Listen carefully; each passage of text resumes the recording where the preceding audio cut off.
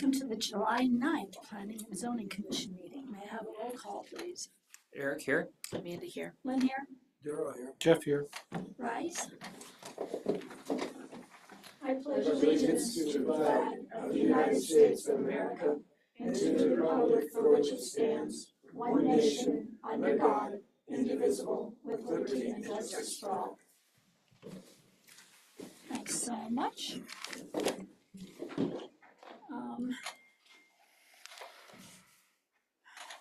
Next, we have approval of the regular agenda. Has anybody got any changes to it or anything, Madison? May I have a motion, please? I make a motion to approve tonight's agenda, July 9th, 2025. Second. All in favor? Aye. Aye. Approval of the minutes of June 25th. Is there anything that you have? No, the one that you had. Oh, should I? Okay. I found under roll call and pledge of allegiance, it mentioned that Rob was here that evening and he was not. So I called Madison and she's correcting that, just so we all know. So that, is anybody, anything else?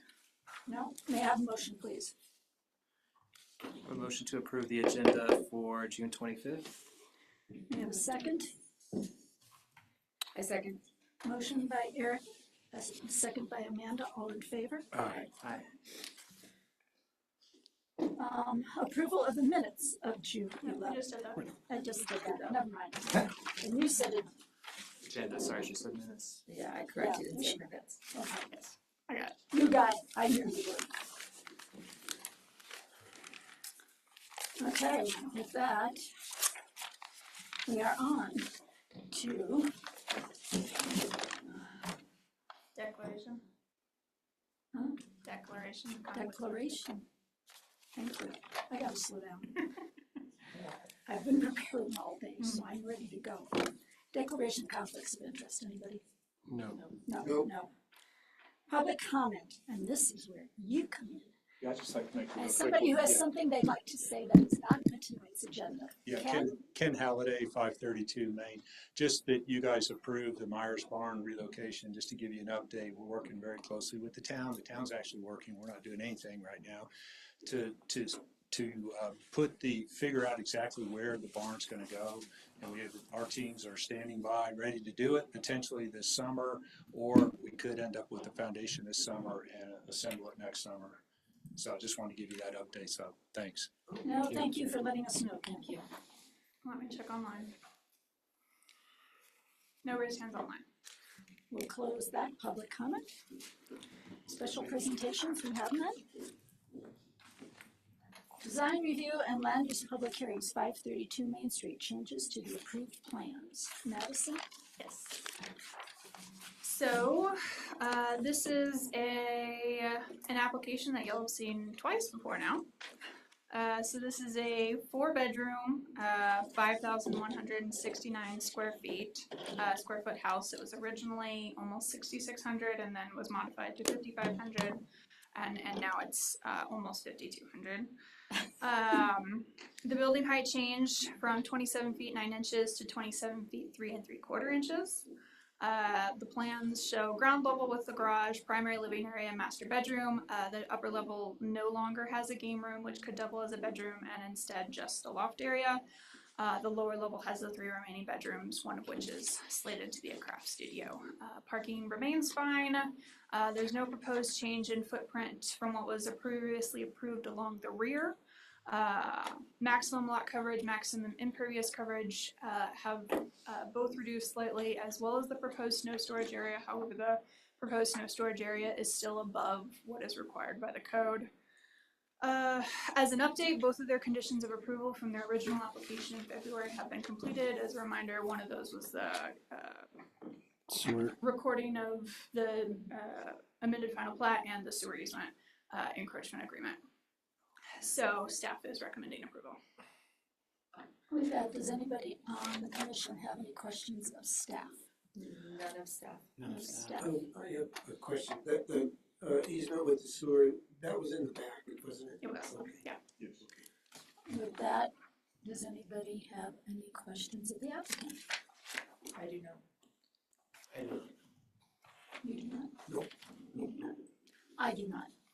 With that, we will open to public hearing. Is there anybody in the audience who has anything they would like to say? I have a raised hand online. Oh, okay. Okay, it's just labeled iPhone. I apologize. So, but you should be able to speak now. Hello, can you hear me? Yes, we can. Okay, my name's Liz Campbell. I'm at 512 Main Street, and I have just a couple questions. I'm not aware of the landscaping or vegetation plan, in particular, what is planned behind, on the riverside. It's my understanding that this house is going to be built to the 30-foot setback. The second question I have regards to the lighting plan and whether or not that adheres to the dark sky ordinance that the town has adopted. And the third question I have is about that sewer district access. Currently the sewer district cannot access that sewer line from the south nor the north due to obstructions in both directions. And so I'm just really curious, is this going to be, they're going to access the sewer line on foot, or, and how, if they need to get equipment back there, how that's going to happen? Scott or Madison, are you going to answer, or would you like Ken? Scott Hun with the Planning Department. I think, Ken, if you're able to at least address the landscaping and the lighting, my read of your plans is pretty clear that, number one, the building is nowhere near the 30-foot setback. I think Madison did some calculations. I'll let her share those with the Planning Commission. Secondarily to that, the proposed grading is not even encroaching into the sewer easement. So it's, again, well set back from the high water mark. The landscaping that was detailed was native grasses in that area. And then I'll let you address the lighting. Yeah, we haven't actually submitted a lighting plan yet, but we are doing, I'm a dark skies guy, so our outside lights will be minimal, and they'll be tubular where it just lights down. It doesn't light out anywhere. And just to be clear, those are wall-mounted sconces with a downcast Yeah, there's just one light at the pattern. front. There's very little lighting on the exterior of the house. Thank you very much. Just kind of going back to the sewer line, while the building doesn't encroach in it, it's my understanding that there's going to be a cantilever of 3 feet over that sewer line. And that is the reason why the district is allowing this, is because the applicant is granting the district access to that sewer line through their property. Is that correct? If it's okay, I'll address that. Yeah, that's generally, thank you, Liz. That's generally the idea with an encroachment agreement is the district, because it's their easement, is the one that has the ability to grant whatever type of access they see fit so they can still do their work. And they have in the past, not just in the town of Minturn, but in other places allowed above ground encroachments of cantilever decks and things like that. So long as they can get their equipment in. And I don't believe any of us are in a position to address your question about how in the future, if they needed to, they would access their own easement. I don't think we can speak for the district on that. It's a great question. I'm not sure I know the answer to that one. So I can elaborate on that, because they were using parts of our property to access that sewer with permission from the neighbor, not from us. And they pretty much said, if we have to come back here with equipment, we're going to get back here the fastest way possible. They cannot go through Mr. Boyd's property. I don't think that he's allowed access to, he's blocked the sewer easement.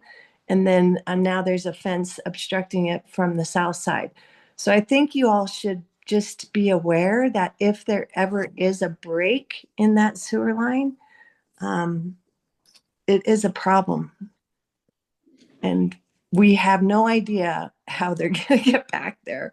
But I'm curious with this encroachment, is it just foot traffic that they're going to allow with the district to getting back there? The reason why they're asking for access through Ken's property is because they can't access it on the north side or the south side.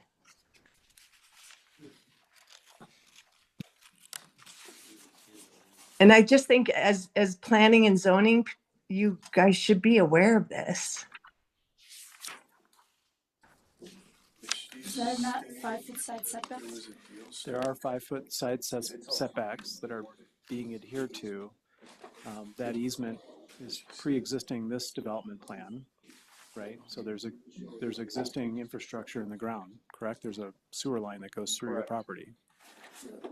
So I don't know, again, the district is the district. They have easements all over Eagle County, and they figure out how to access their easements and make repairs if they need to. That's not part of our planning department scope of work to scrutinize their easement or how it's accessed. I understand that. I just want to make sure you guys are aware that that sewer line is, I believe, between 50 and 60 years old, and it sits right on top of the Eagle River, and they don't have easy access to it for any heavy equipment. Just so you know, if there is a problem, I think we're all going to be owning that one. Thank you. Mm-hmm.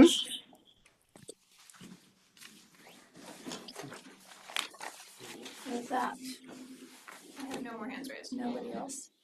May I have a motion, please? I make a motion to approve changes to the approved plans for 532 Main Street, which generally comply with or exceed the applicable provisions and or minimum standards of Chapter 16. I'll second. Motion by Amanda, second by Daryl. May I have a roll call vote, please? Jeff, I. Daryl, like, Lynn, aye. Amanda, I. Eric, aye. Thank you. Thanks, Ken. thanks, kid. It was cost, Daryl. I know you wondered why. Oh, okay.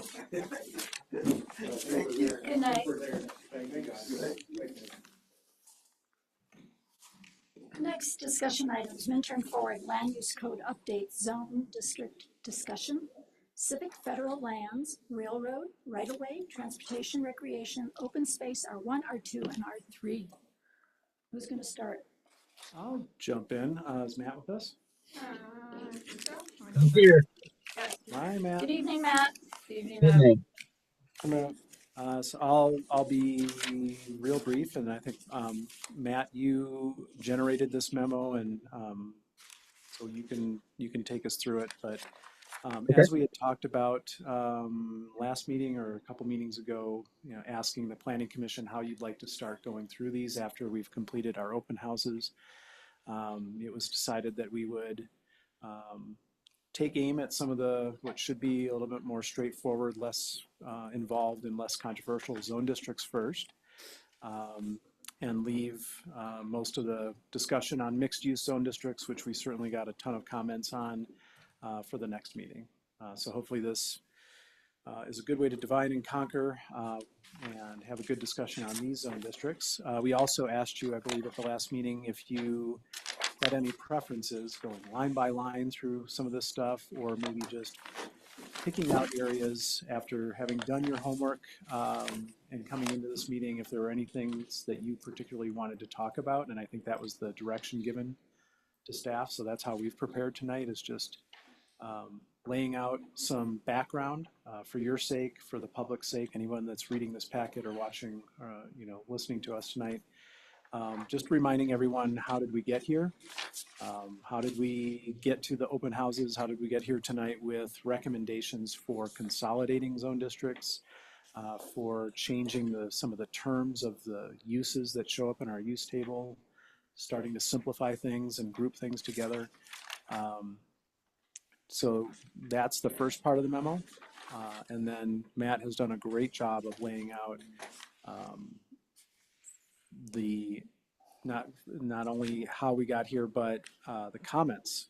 So highlighting some of the changes that a planning commission 4 or 5 years ago spent a lot of time going through the use table and making recommendations. So he's highlighted those comments from 4 or 5 years ago as part of the reason why we are making certain changes, as well as the public comments that we received during the open house period in June. So hopefully this all leads to a good discussion. Matt, do you have anything to add to that before we get going? No, I don't. I think before we jump into any comments regarding the specific zone districts, our hope was to provide a bit of an overview of kind of how we got to where we are today. And I understand that many of you may have participated in the open houses, and this might be a little redundant, but just for the sake of those that maybe haven't been involved or those folks that are listening to the meeting, just provide a bit of a context as to where the proposed zoning changes came from, so that hopefully there's a little bit of a better understanding about how we got here, and then we can jump into any comments that folks have on the different zone districts. I So- have 1 or 2 questions. May I ask them? Not specific to anyone. Are all the comments from the open houses in here, or will there be more when we get to the mixed use? There will be more once we get to the mixed use because those are specific to the. That's what I was wondering, because I noticed a couple that I had seen were not in here. That's my question. Talking about the mixed use. And then one other thing that I was hoping somebody could clarify in going through this, I got a little, in some places it talked about,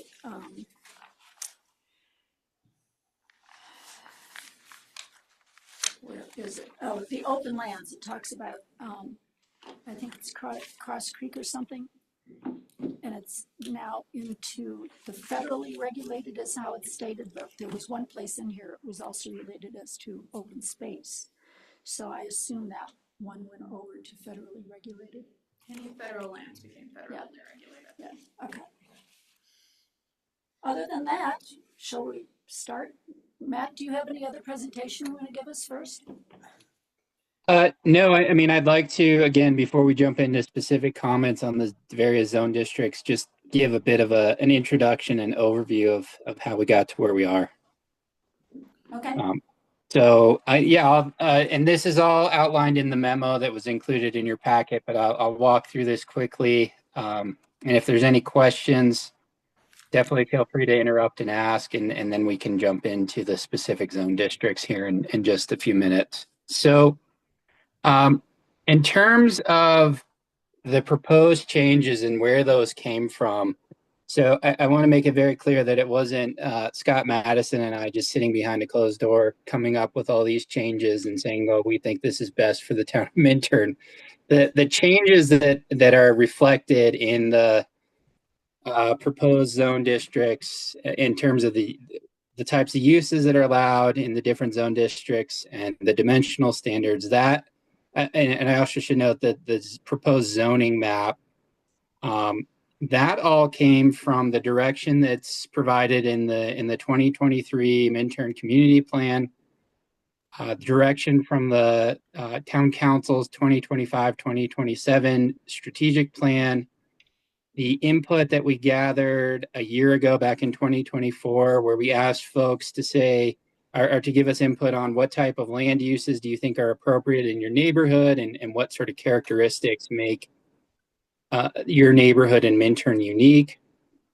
We also worked to incorporate previous recommendations from Minturn's Planning Commission, and those, the specific comments from that the Planning Commission, specific recommendations that the Planning Commission had, and they're from several years ago. Those are all listed in the memo, along with the community input that was recently gathered through the open houses that were held in June, and then input we got through the online input form that's available on the town's website. And then there are some recommendations from the town's planning department incorporated in these proposed zoning changes. And then there are also some changes that were made based on legal requirements, such as the inclusion of adult businesses, which is required, or my understanding is it's required. It's a First Amendment issue, so you can't flat out prohibit those in a community.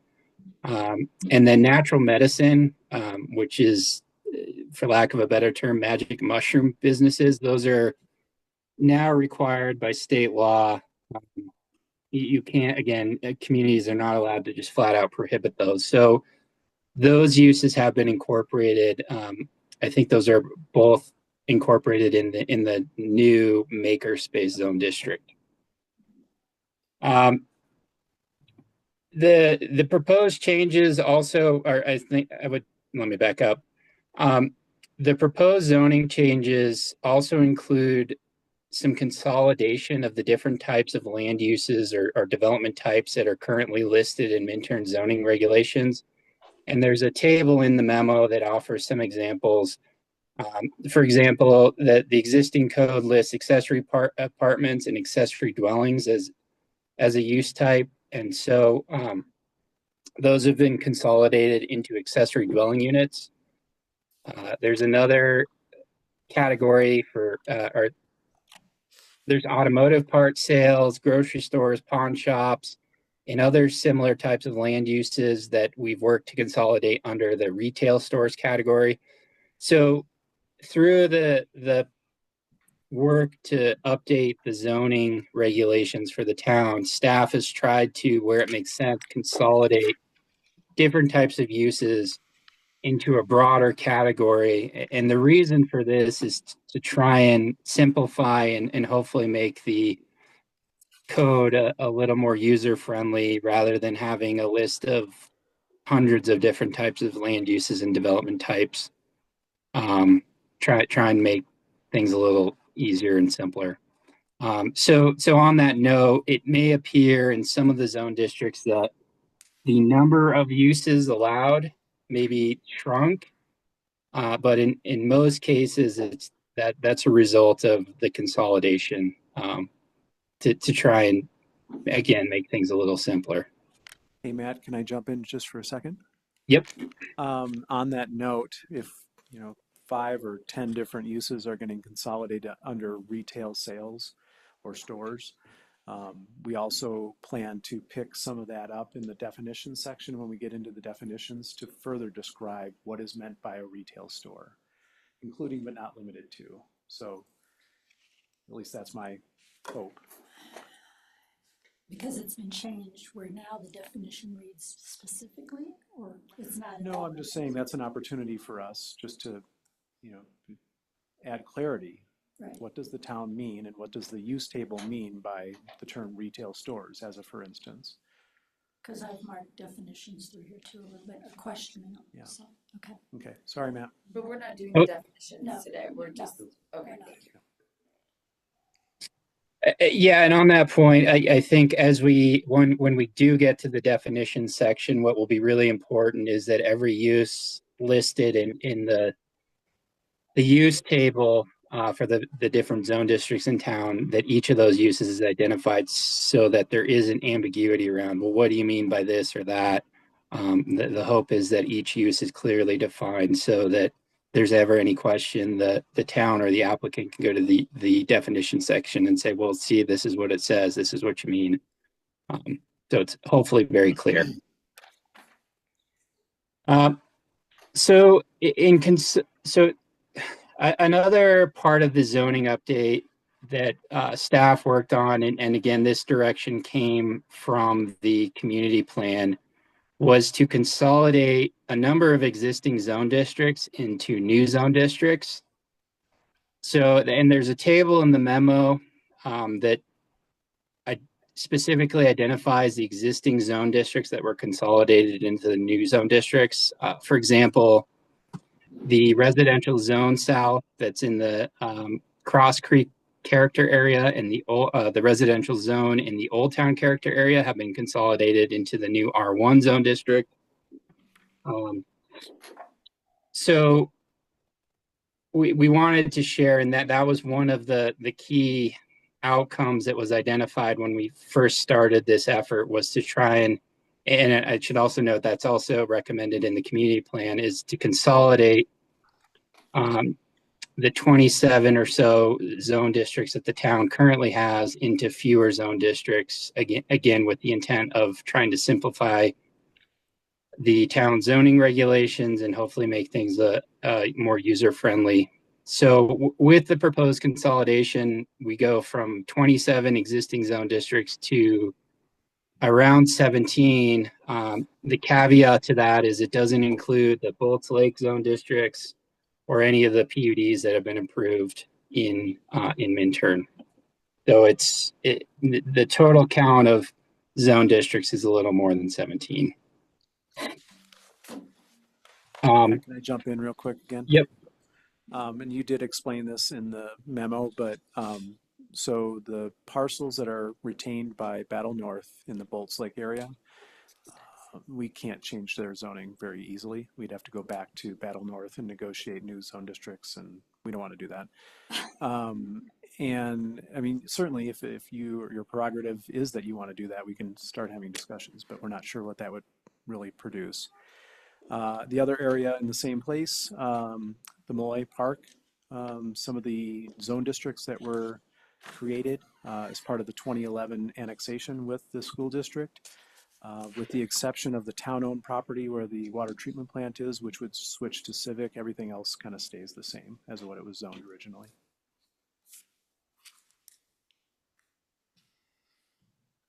And in terms of the consolidation effort, what staff did as we were going through the existing zone districts and consolidating the different uses and the dimensional standards for the existing zone districts, we did our best to try and maintain in the new zone district the types of uses that are currently allowed in the existing zone district. So and that when you're dealing with 3 or 4 or more existing zone districts and the uses that are allowed and the dimensional requirements, that it wasn't the easiest task, but I think we did a pretty good job of in the consolidation, maintaining or preserving the types of land uses and development that are currently allowed, as well as the dimensional standards. And in some cases, existing zone districts that maybe don't have a whole lot of allowed uses, the types of uses that'll be allowed now through the consolidation will be enhanced or expanded because the other zone districts that maybe that existing zone district that didn't have a lot of uses, when it was consolidated with the other zone districts into a new zone district, in order to preserve the allowed uses and the dimensional standards, we tried to go with the least restrictive and again try and maintain what folks are allowed to do today. Hopefully that made some sense. I don't know if I explained that well, but if there's any questions about that, definitely happy to answer that. I have a question real fast. Yep. If you're making the general zone classifications, like for the R1, like the Old Town residential, and then it's grouped in there with Cross Creek, mixed use and Cross Creek residential south, does that mean we kind of lose the protection of trying to preserve the Old Town kind of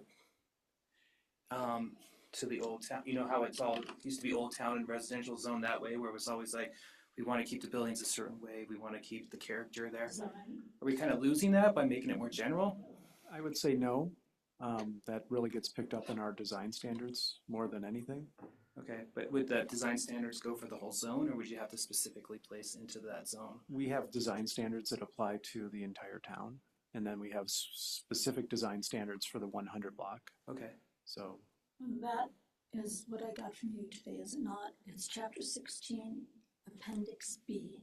It's mentioned at the end of Ken's application.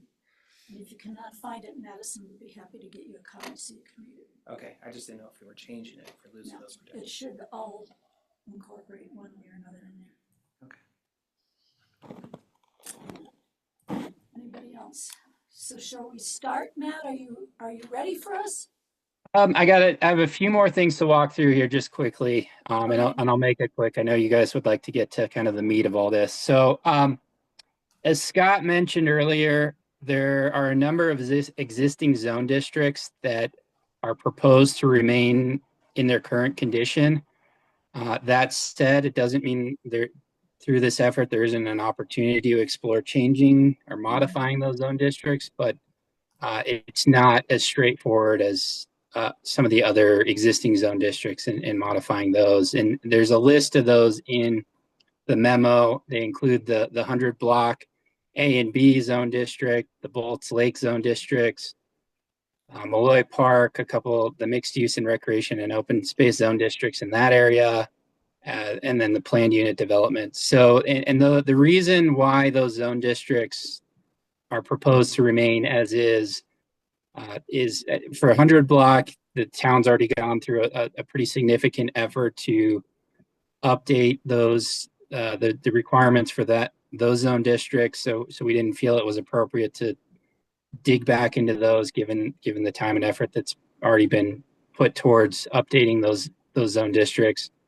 The other zone districts like Bolts Lake are subject to different agreements. So modifying those is a bit more challenging. And then the PUDs, those have gone through the town's PUD process. So the requirements for those planned developments are specific to those areas. And so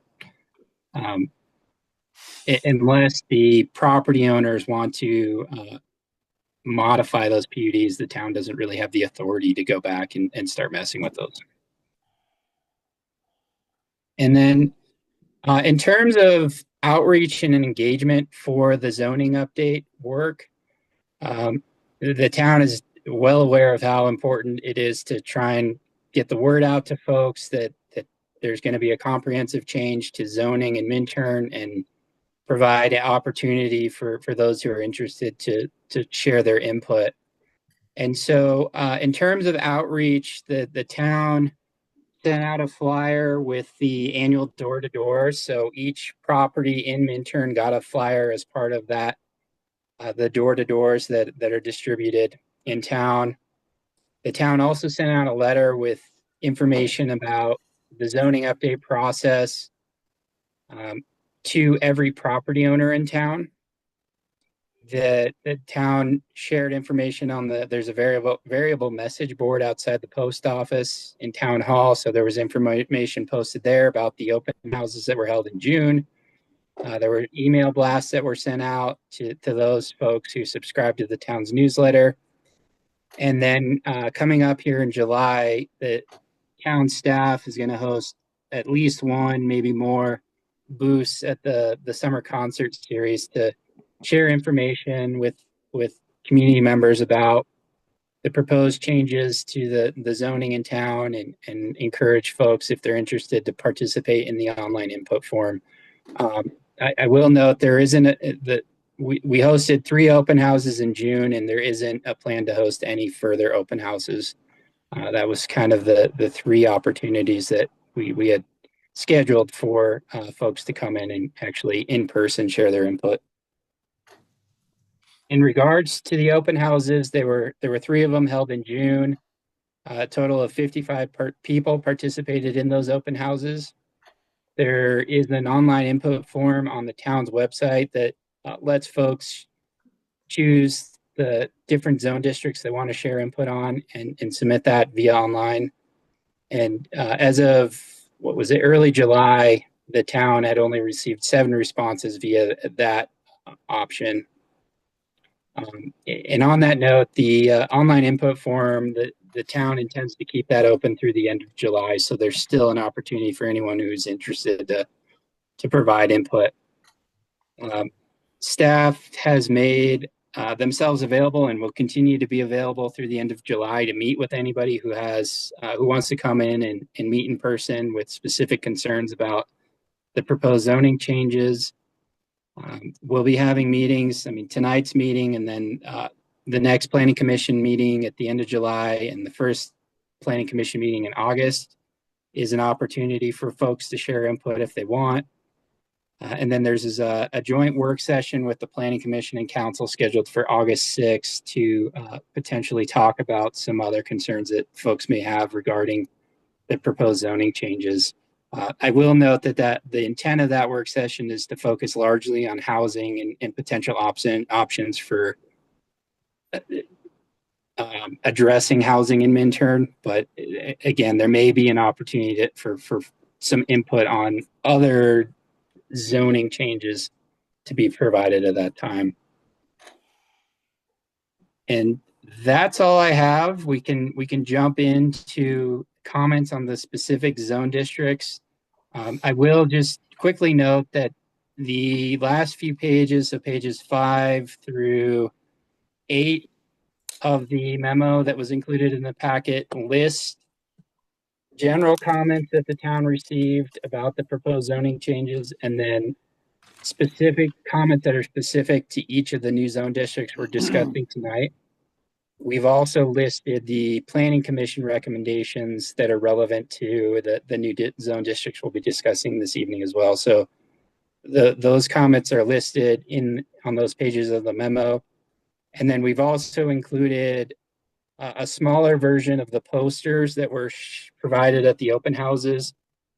And those posters include a poster of the existing zoning map for the town, the proposed zoning map for the town, and then information about each of the new zone districts, which includes a proposed purpose statement for the new zone district, an explanation of of which existing zone districts were consolidated into each of the new zone districts, and then a big table that lists all the uses that are allowed in the existing zone district and what uses will be allowed in the new zone district, and then the same for dimensional standards, the dimensional standards for each existing zone district and how those are being consolidated into the new zone district. So that's all I have. If there's any questions, comments, happy to answer that. If there are none, we can jump into, and it might make sense to just kind of walk through each of the new zone districts, and if there's any comments, discuss those and just kind of go through the list. Would you like us to go through the small packet or the large packet? I'm not sure what the difference is. I'm not sure. The small packet would be like the one with the comments, where we have planning commission recommendations and then the public comments. Big packet being the one that shows side by side. I think the big packet is probably, I mean, they follow through in order. Yeah, So I thought we were it doesn't going matter. through it. Right, unless you would like to rehash, oh, no. Unless you have a specific comment that you would like to comment on, the comments are there just for you to view. It's the uses in the table that we would like your feedback on, and the dimensional limitations. Or you can also comment on the planning commission recommendations on the little packet, which we've done in the past. Yeah, I mean, that was 5 years ago. Right. So if you have any consternation over what your predecessors might have done, then now's the time to throw people under a bus. Was that 5 years ago? I wasn't on 2021, it. January was when I put together the Four. memo. Yeah, it was before. You, No, it was, yeah, it was, You were- no, it wasn't. neither was Eric, neither was Daryl. Jeff and I were. I don't think Michael was. I don't think Michael was either. Okay, Jeff. Well, I wanted Yep. everybody to throw Guess who's something on at the us. chopping block tonight? Well, I feel like it might, to be easier on everybody, I feel like we should probably just take one section at a time. I do too. I think so Otherwise too. we're Let's gonna start get- with civic and go Yeah. through that. Let's just go through. All in the weeds. Yep. So, I mean, I think we're gonna start at civic, right? Right. Yeah. I don't really have much input on the civic side of it, other than some of the thoughts that came from the open house about the school, the preschool being civic.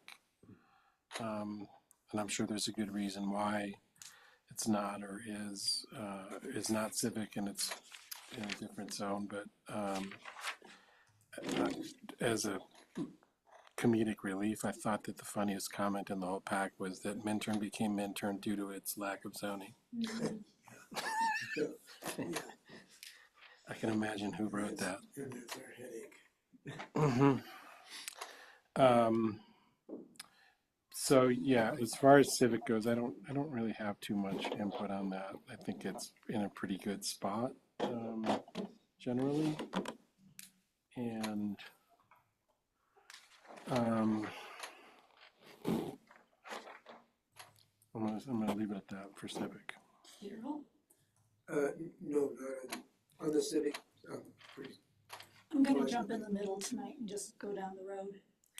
I have one question under planning commission recommendations where it says maximum impervious coverage is no limit. Does that mean in a Who in civic? their right mind would have said that? Just kidding. Does anybody remember anything about that and why we said that? Well, I mean, I could see why sometimes for civic buildings, by the time you get the building and the parking lot, you don't have much space for anything else. Sidewalks. You said a good point though, parking, because the the line above is maximum lot coverage is only 45, which leaves 55% of that lot. Civic And buildings and parking uses could, yes. usually have a lot of parking. Yeah. So by the time you put the I wondered building, how that would relate to this building in an example. The lot coverage as it was being used then and maybe as we move forward was building lot coverage. So the percent of the lot covered by building. And then the impervious was everything else. right? But would So- you not want a tree or a patch of a dog for a dog to pee on? Well, let's then skip down I mean, to the. I'm just saying, is that something we need to rethink a little? Well, That's all. so in the proposed zone district for civic, There, yeah, as proposed, and I think part of the reason for no impervious limit on impervious surface area is if you look at the poster, the table that shows the existing zone districts being consolidated into the new civic zone district, most of those currently do not have a limit on impervious surface area. And then for the Game Creek PUD holding zone, the intent was for the impervious surface area to be addressed through the whatever planned unit development was established for those properties. So as proposed, there's no limit on impervious surface area in the civic zone district, but there is a 45% limit for building lot coverage. Correct. So that would be something we would address at the time possibly? I mean, do we need to, Well- do we want to rethink that a little, or are you okay with it? Is everybody okay with it? the one just above it, which he just mentioned, maximum lot coverage is 45. That's just building? Building, but below the impervious coverage, which means all the rest of that could be cement. Well, shouldn't we put in that saying that maximum lot coverage is building? Not just guess at it? it will be defined. We'll have a Defined, definition for lot coverage, Okay, which will be specific to buildings. okay. Yeah. So we don't want to necessarily put it in here now? No, that's what the 45% is. Yeah, Yes. But you're saying, say, building lot coverage. right, but someone's looking at this and saying, lot coverage, is that building, tree, everything else, sidewalks? That's, Some people might not understand it. yeah, is what he's I saying. guess that's what I'm getting to. Yeah. People might not understand it, just making it clear. We will have definitions in the appropriate areas and maybe even as part of the land use or the use table. And I'm gonna be old fashioned, Here- because this was said by Chris Manning at a meeting ages ago. They pared paradise and put up a parking lot. So just think about So, which I'd zone like us- districts this applies to. Town-owned lands for that are currently zoned light industrial over there. The public facilities zone district in Molloy Park, which is our water treatment plant. And this building, this lot. So The cemetery. it's not going to be covering a lot of areas that I mean, Well, but I I'm mean, not even here advocating we either have, way, but I see I see the logic in not having a restriction when you think about where this actually might apply, but but even here we have some trees. on yes, the we do. playgrounds. Yep. What I'm saying is that something at the time we can deal with? no, if you set the requirement in this table, then that's the requirement, They can build to whatever limitations we set. no limit. But When to I your say point, they, it's us. yeah, but to your point, like, the current code has no restriction on it in any of those districts. It's an NA for impervious on all of them. So there's no change there other than In Old Town residential, which would be, Old Town Impervious. I mean, mixed mixed use. use. Lot requirements under impervious surface. Down here, it says 55% residential, 80% commercial. That's for this building. Yeah, And that's the area that would probably benefit the most from that. exactly. I don't see it affecting anything out by the water tank, and what was the other one? And correct me if I'm wrong, Cemetery. Scott or Have Madison, we run this by the Minturn Cemetery Board? No, They Okay. have, they've received notice and they have the opportunity, just like everybody else in Minturn, to comment on zoning. I'm sorry, Jeff, go ahead. no, I was just saying that, like, Sorry, I had more all of questions. those, that mixed use zone with all those uses, I want to say that the current code is, what, it's 80%, right? Impervious Commercial, yeah. for commercial? 80. Yeah, 80, yeah. so if it says NA, that means there could be not one blade of grass if they wanted. it's probably conforming right now. Is everybody okay with that? That's where I'm going. Realizing that if we No. did this, it'd be No, No. I'd be okay with like 80%, yeah, like this states. like it states now. Yes. Eric, do you have an opinion? No, that's makes sense. Yeah, I just don't know how you require people to put in vegetation or what you're looking for. Well, Well, it's that's how you do coverage. it. It's coverage, so it just means like if this building got torn down, Right. got rebuilt, that it would be just wide open. It would have still have to be. If your lot coverage is 45% and your impervious is 80, and that means that you have to make 20% of it green. Correct. It's gonna be green then. It's gotta be. Yeah, it's gotta be great. Another use. No Okay. other Yeah. use. That's how I interpret it. Yeah. So Rob just pointed out another thing we need to think about. If this building, if this parcel were to be rezoned to civic, it would probably become non-conforming. Correct, because the height, that was, I was gonna ask. The height, the setback, and the lot coverage. And it also doesn't allow us to do, like, this doesn't allow us to do additional things like put a thing of ADUs on top. Like, it doesn't allow us to do a lot of things with the way it is. Not just with the impervious coverage, but with the other stuff. Well, You're that's saying that- employee housing. But you're saying with the 28-foot height. With the 20-foot foot height. Yeah. Because we're already over 28. I would think this building's already over 28 foot. It's only 2 stories. But I've never. Well, rented it's it. probably over 28 at midpoint, yes. I Yeah. mean, when you get to the top, because midpoint is 28, but So I guess one option would be if this works from a, civic zone district standpoint for the other areas, but not for this particular property, maybe we rethink rezoning this building to civic, or we need to look at the dimensional limitations, which would then apply to every other area. I just would like to relook at that. Okay. I also, because the Minturn Cemetery District is, its own entity, and I feel like we are always trying to speak very loudly that we want transparency and people at the table. I think we need to reach out directly to them and be because they would be impacted by this. So if they are looking to do any additional mausoleums or anything like that, I think they need to be directly told this is happening. So they're a property owner in town, and like Matt said, I get it. every property owner was sent a I letter. get it, but we do reach out to other entities directly when we have entities, and I just feel like in this case, this one's a pretty big deal. Is I can Sydney call still on Sydney. it? She is, Sydney's still on it. Yep. Yeah, just a simple little call to make sure she saw it. Sure. correct. My other questions is like for schools, on the schools, and I think there was another comment as why isn't so the school up in Malloy Park, does it have to be in that Malloy zone, or is that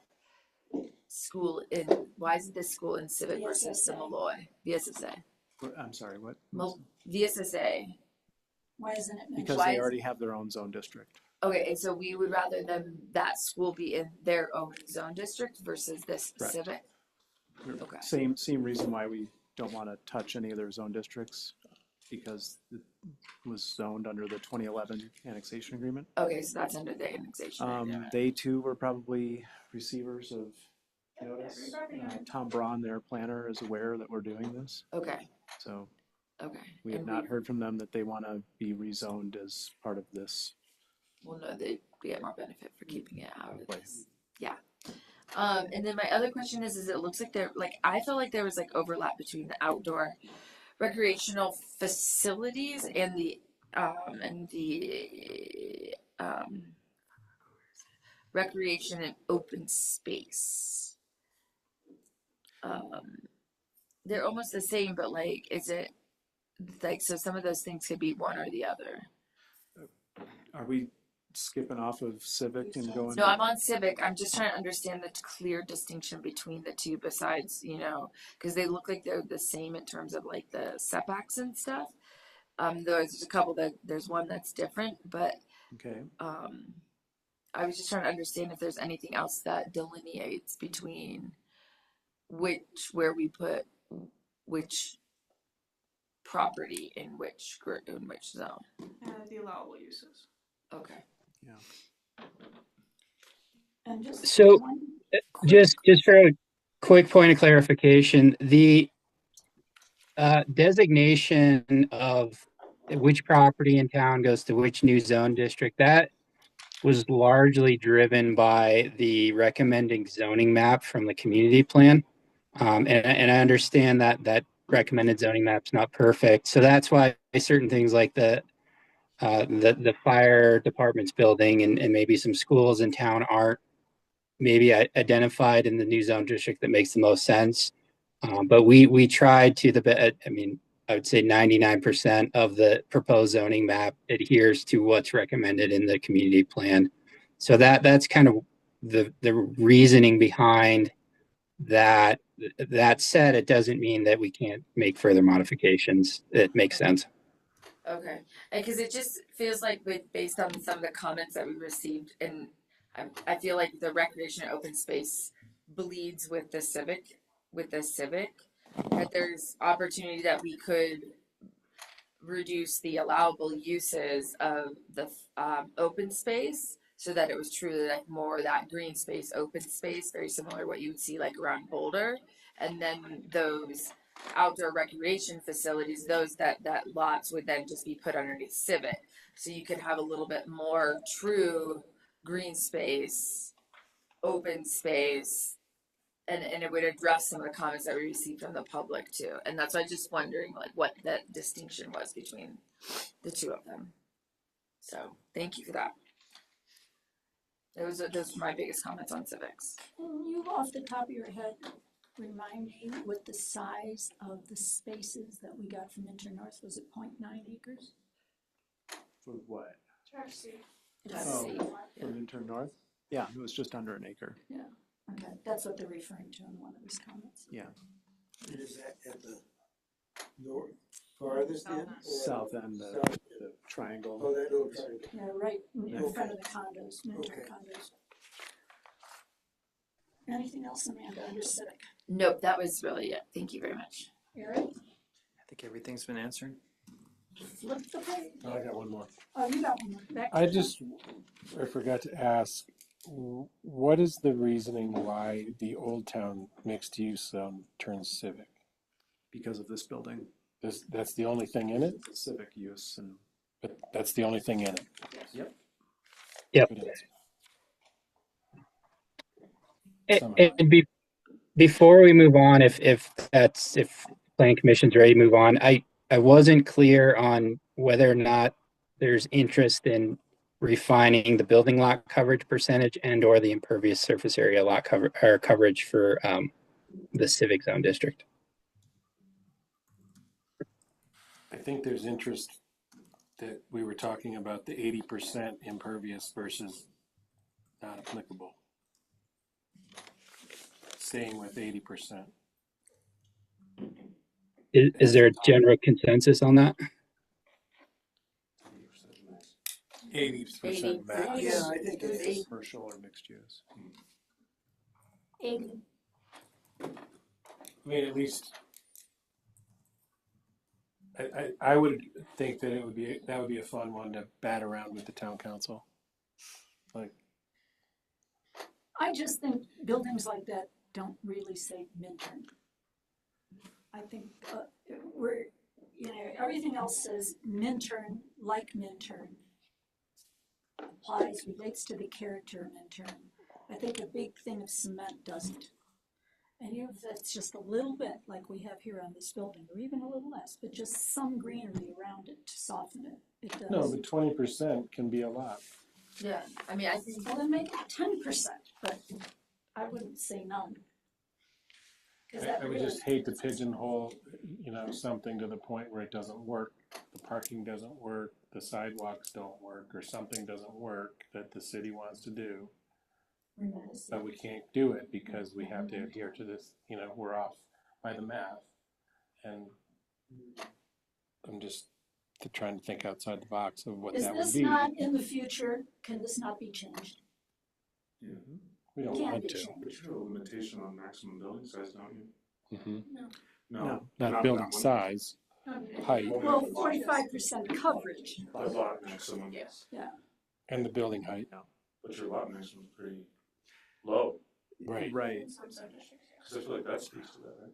the 45% lot coverage. To me, that's low. The impervious is high. Which you pointed out would make this building non-conforming immediately?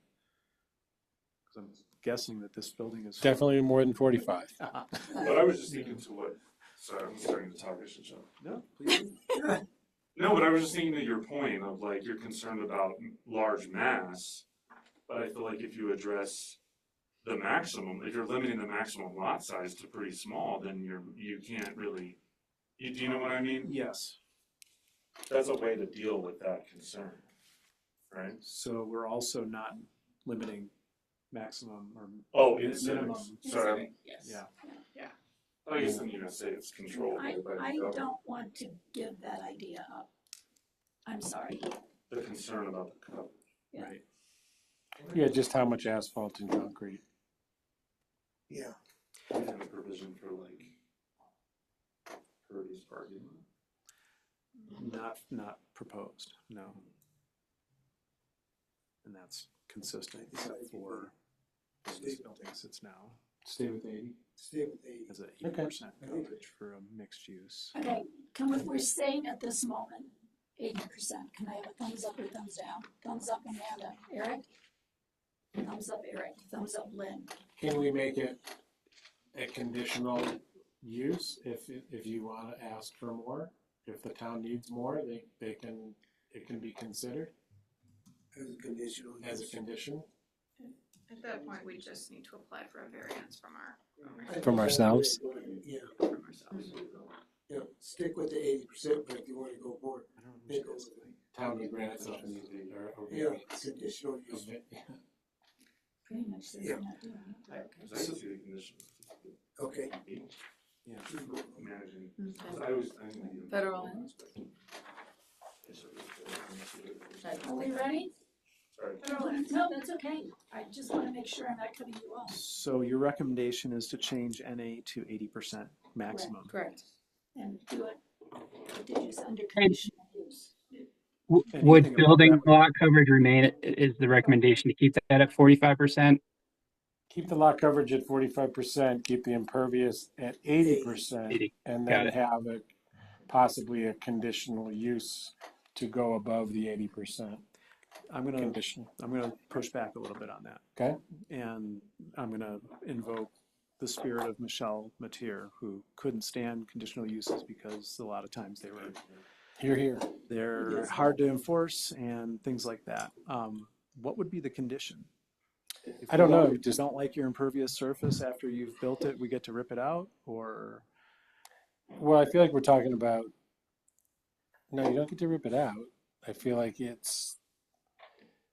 trying to look at it through the lens of Michelle or through the town of if we wanted to build something and we needed every square inch of that lot because of the building that we want to put at 45%, and that leaves us with 65% left of the lot to park on and put sidewalks and access and a handicap and ADA and all that. And somehow we're tying one hand behind our back because of that 20%, and we can't get to parking now.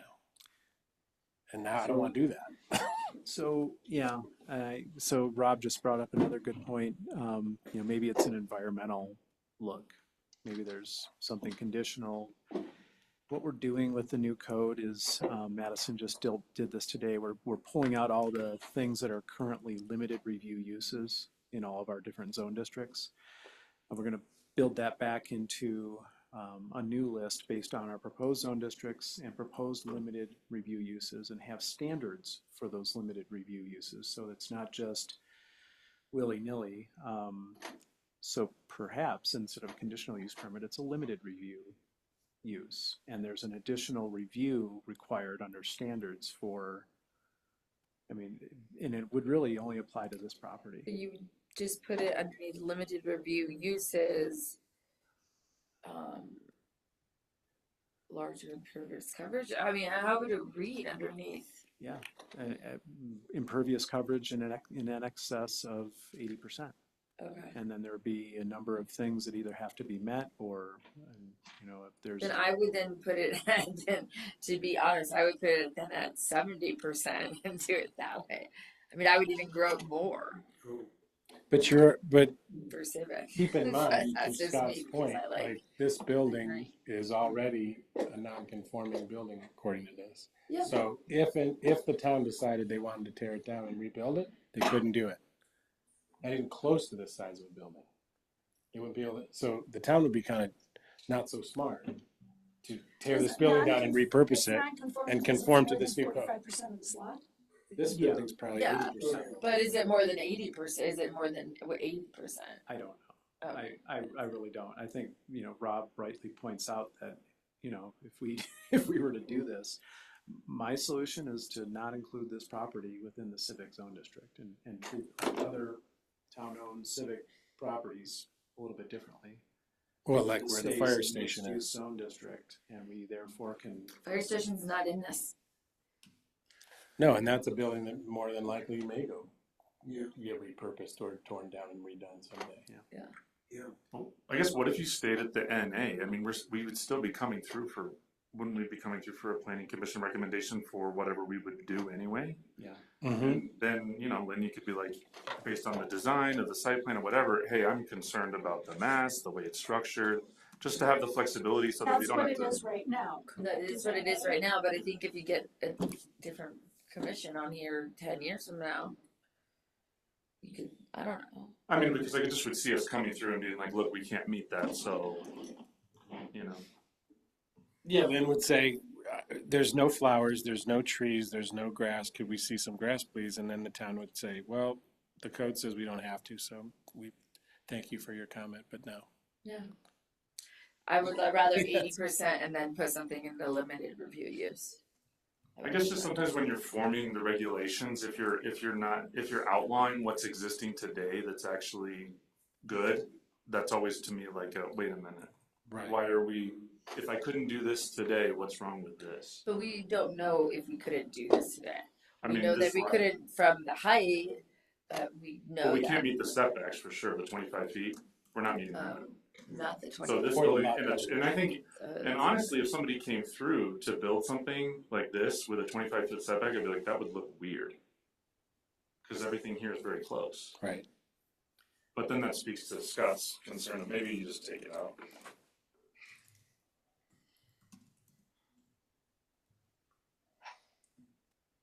Take that whole line out. Take this Take parcel it out. Civic and put On it the- back Oh, in. just this. Yeah, just take the building out. It's currently mixed use, correct? Okay. Yeah, Yes. I would say take the building out of this civic, but then put the 80% back in and then add in the limited. That would be my vote. Okay, so And then limited review. Put the uses. 80% back in for this building. Nope, put this 80% back in for civic zone. So 80%. But- But none of those zones have any impervious limitations now. Add it in so that you would always get greenery. And then, so right now the building lot coverage, what are we doing, impervious, or are we doing building lot coverage 80%? impervious. Impervious at 80% and then put a limited review use. But I don't think we want to go ahead and turn a whole bunch of things that we already have into non-conformings. Do you think all of those other ones are not conforming? I mean, we don't have employee housing, we don't have a cemetery, I mean, we have, the only thing would be the cemetery, and that's a lot of green stuff. But to Rob's point, if all of those zone districts don't have any limitations on impervious now, and we slap an 80% on it, then why? This is not a reason not to do it, but at the very least, that's us as staff doing some reconnaissance work and figuring out how much existing Let's do that. impervious. I would rather that. Let's make an educated decision. Okay, we'll add that to the list. You know, we could make some estimates on existing impervious on those and see where we are. Yeah. Rob, what do you think of that? Whatever's expedient, but I think you could, if we could do this in the mixed use, I think that's fine. Okay. Right? Yeah, I think part of Minturn's problem in the wanna past make is that a work. lot of things that we've been expedient on. I mean, that's how people have felt in the past, is they just hit, back of the truck handshakes, push things through. I mean, I would rather just know how much impact we're making, and we know the civic buildings that are there already. We know the firehouse and stuff. So just, I'm not ready to put a stamp on this with anything that's come to the table yet. We have a bit of a long runway before we Yeah. get to finalizing and approving anything. So we can maybe, your preference, either leave it as is, NA, we'll take this property out of civic, or at least make a note on the map, and keep it as mixed use, and in the next month, be able to see what the existing impervious coverage is on some of those other properties, and see if we're comfortable with NA or 80% or. Do you think people are gonna shun us since we're removing our own property? We're not, because Matt pointed it out. I think Jeff has too. Their existing control on impervious is NA right now. Right. Yeah. So we're going from 0 to 0. Okay. Scott, just for clarity purpose, fire district is not considered civic? I don't believe it's so. been suggested in comments, it hasn't been decided It yet. was has it? suggested in comments, but not. Yeah, staff did not make any changes between what was proposed at the open houses versus what y'all see tonight. We just gave you stuff that was at the open houses, all of the comments received, and it is up to y'all to give staff direction to make changes based on those comments. Well, I think wouldn't the fire station be civic? If you would like. Yes. I think it should. I feel like it should be too. I think it should be too. Okay. I do too. Could we add that then?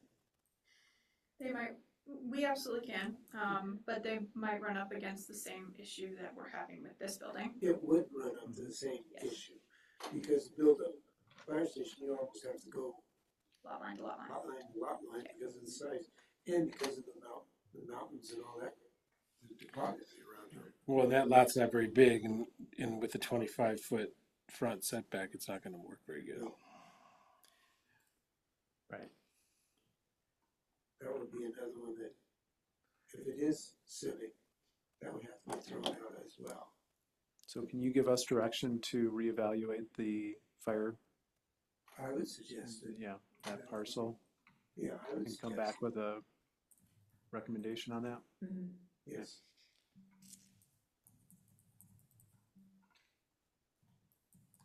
Well, we thought Civic was gonna be easy. Man, Right? Sorry, guys. I think that this You know, is what we have to do. none of this is easy or no. quick, and Huh? none of this is easy or quick.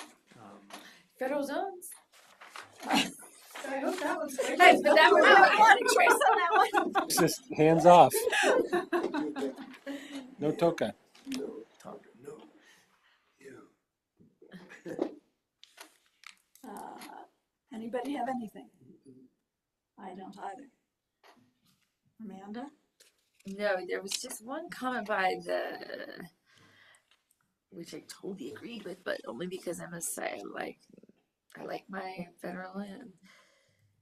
So I said the input from open houses make as restrictive as possible to guard against federal land sale speculation.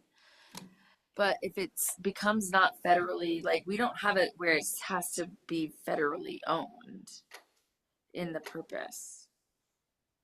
So, like, I don't know how you would make it restrictive without adding a some sort of thing saying that a federally land, like the property in the federal land zone must be federally land, but that today is not in the purpose statement. So there's nothing in this purpose statement that means that somebody else couldn't be owning one of these lands like being proposed at the federal government. I see what you're saying. Thank you. Well, it I see said, what you're saying too. doesn't it say the purpose of federal land zone districts is to accommodate the use and development of lands within the town of Internet's boundary that are owned and managed by the federal government? But it doesn't mean you could have something managed by the federal government. Owned and managed. But it doesn't but it could be managed not by the federal government. They're gonna manage something that they don't own. Are you saying that they're gonna own something? Okay, I see what you're saying. I see what you're saying. I wonder if okay. I don't think So they're gonna manage something they don't own. To clarify, I mean, Matt? I think Thanks, that's Matt, a good clarify, point. please. Zoning, I mean, you Go ahead, can't, Matt. as far as I'm aware, through zoning, you can't restrict who owns what in town. You can't say this zone district is, you have to be a federal agency to own land in this zone district. So to that point, if Forest Service sold their land to a private entity, that would still remain, the property would remain zoned federal lands unless the new owner came in for rezoning. And so under the federal lands as proposed, they would be allowed, I mean, use by right as use is allowed under federal regulations, which I'm not entirely sure what that entails, but so that's what they would be limited to in terms of a use by right. And then there are no limited or conditional uses permitted. But I think that raises a good point is if federally owned lands, the lands that are owned by the federal government today, if they were sold to a private entity, they would, as far as I'm aware, remain zoned federal lands unless they were rezoned by whoever purchased the property. It's implied, or at least it's anticipated, that any federal lands that would change hands would go through a rezoning process. Yeah, it's kind of it. Can you explain to me why we have setbacks? Yeah. Should the federal government decide to build something, they still need to build Not gonna, far away from their property line. Like the Forest Service housing. we're not gonna tell them what they can use their property to, but we're gonna give them at least some restrictions on basic setbacks and height. My experience with federal land is, 28. you ask them to build something, they say, oh, that's nice, but we're gonna do what we want. Sure. Yeah, they don't care. Okay. Which is Everybody one okay step with that nicer one? than Yep. the railroad. Okay. Railroad right-of-way transportation. I don't even talk to you. Matt, do you have anything to say first? I do not. This, I just will note, this only applies to the railroad corridor. So that's the only property in town that this applies to. Jeff? No, I don't have anything for the railroad. I had a question, I guess it'd be for Scott. Or Matt, if someone bought the property, railroad property, then it'd have to be rezoned, wouldn't that be correct? Yes. It's the same as like the federal land, the only people that can own that is railroad. And if it changed, it would be rezoned. Most likely. There's a few more, uses by right proposed in the railroad right-of-way transportation zone district than there would be listed under a federal lands designation. But unless someone wants to buy, I guess they could buy railroad property and put up a maintenance facility, but I was thinking more like rails to trails. Yeah, I was Yeah. thinking This that. is why trails and trailheads are there from the last time we talked about the railroad right of way, just in case it turned in there. Right. Turned into that. and the list of allowable uses, I think, came from the last time the planning commission reviewed all these things. And the recommendation was, well, what if we want rails to trails? What if we want them to allow them to put up a maintenance building or things like that? Because currently there's just no uses Yeah. permitted. So, did that answer your question, Daryl? Yeah, yes. I'm okay. Amanda? I'm okay. Eric? I'm okay. Thumbs up. Okay. Recreation and open space. Matt, do you have anything? I do not. So Jeff? Go ahead, Amanda. Well, I'd rather start at one end or the other and then go down. So Eric, would you like to start? I don't have anything right now. Okay, Amanda, go ahead. So my biggest thing was the indoor recreational field facilities. Like I feel like anything indoor really should be outside of like a bathroom, like a port, like one, like should be in civic almost.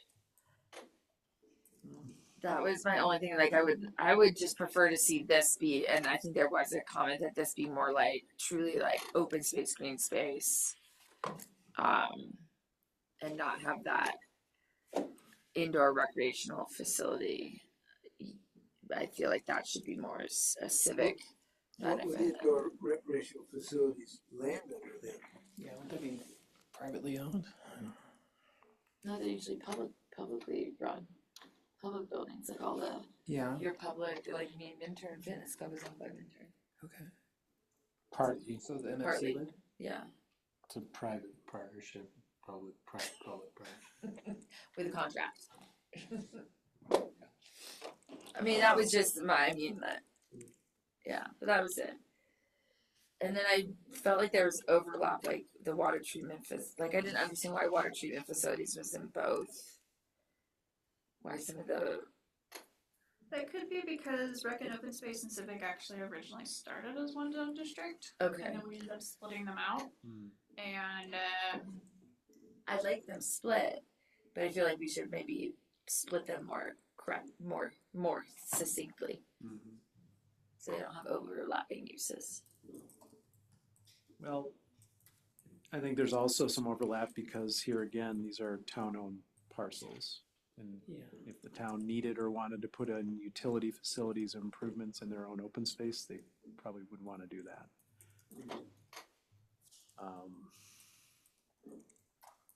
I too am not sure why the water treatment facility needs to be in rec and open space, but other than what, I think it was just They have splitting it out. different setbacks.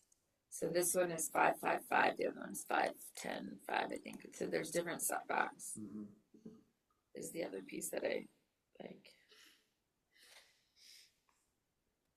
do you think they should be the same or just Oh no, I consistent? think or- we should be moving indoor recreation facilities to civic where there's a little bit more 10 feet setback, 5 feet, 20 feet setback. That's a little bit more appropriate to like an actual building, an indoor facility. I'm just gonna say it. I mean, like, one of the things that I think, like, I'm gonna ask is to, like, go back on Civic and have further conversations, because those setbacks are high. And in a place like this where our land values are out of this world, like, a 25-foot setback on the front yard, like, in the 10-foot on the rear, that's tough. When you think about the fitness center, I think it's probably barely 5 feet off the side. So you're just really constraining what we can do with land. It's just something to think about. And so it's like, one of the things we could do over there is we could talk about, well, maybe we could put in like pickleball courts or like an ice rink. Like, we're gonna need every foot we can get. But that's like, that would be still, those pickleball, anything outdoor should remain in open space. And again, this is just my humble opinion. Like, I am one of 2, 3, Yeah. 5. I would just say, Plus we have if we a- go to Civic, I would be like, well, then let's talk about some more flexibility on the setbacks. Yeah, I mean, I think we should be looking at these and just making sure that they're truly distinct, and they're not, the purpose of one is, one, and the purpose of the other is the other. And But you're kind of seeing like open space is like open space. green space, like you would see like in Boulder County. Exactly. And that's open space recreation, all of that in Boulder County. Only because I was born and raised there, so familiar. So my question, when I was reading this, the issue I had is succinctly, or fairly close, mentioned by somebody, put it in, putting all the open space in the same zone is problematic because there are vastly different areas that could be subject to development.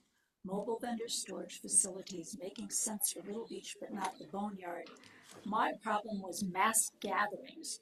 I mean, you're putting it into something that gives our river park in there.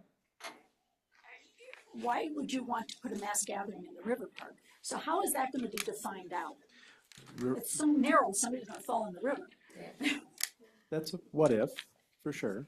That just has, the whole point of, I think, what I recall from our previous discussions was we already hold events on our town open space. We should make sure we, from a zoning perspective, allow that as used by right. I think that's where those suggestions came from.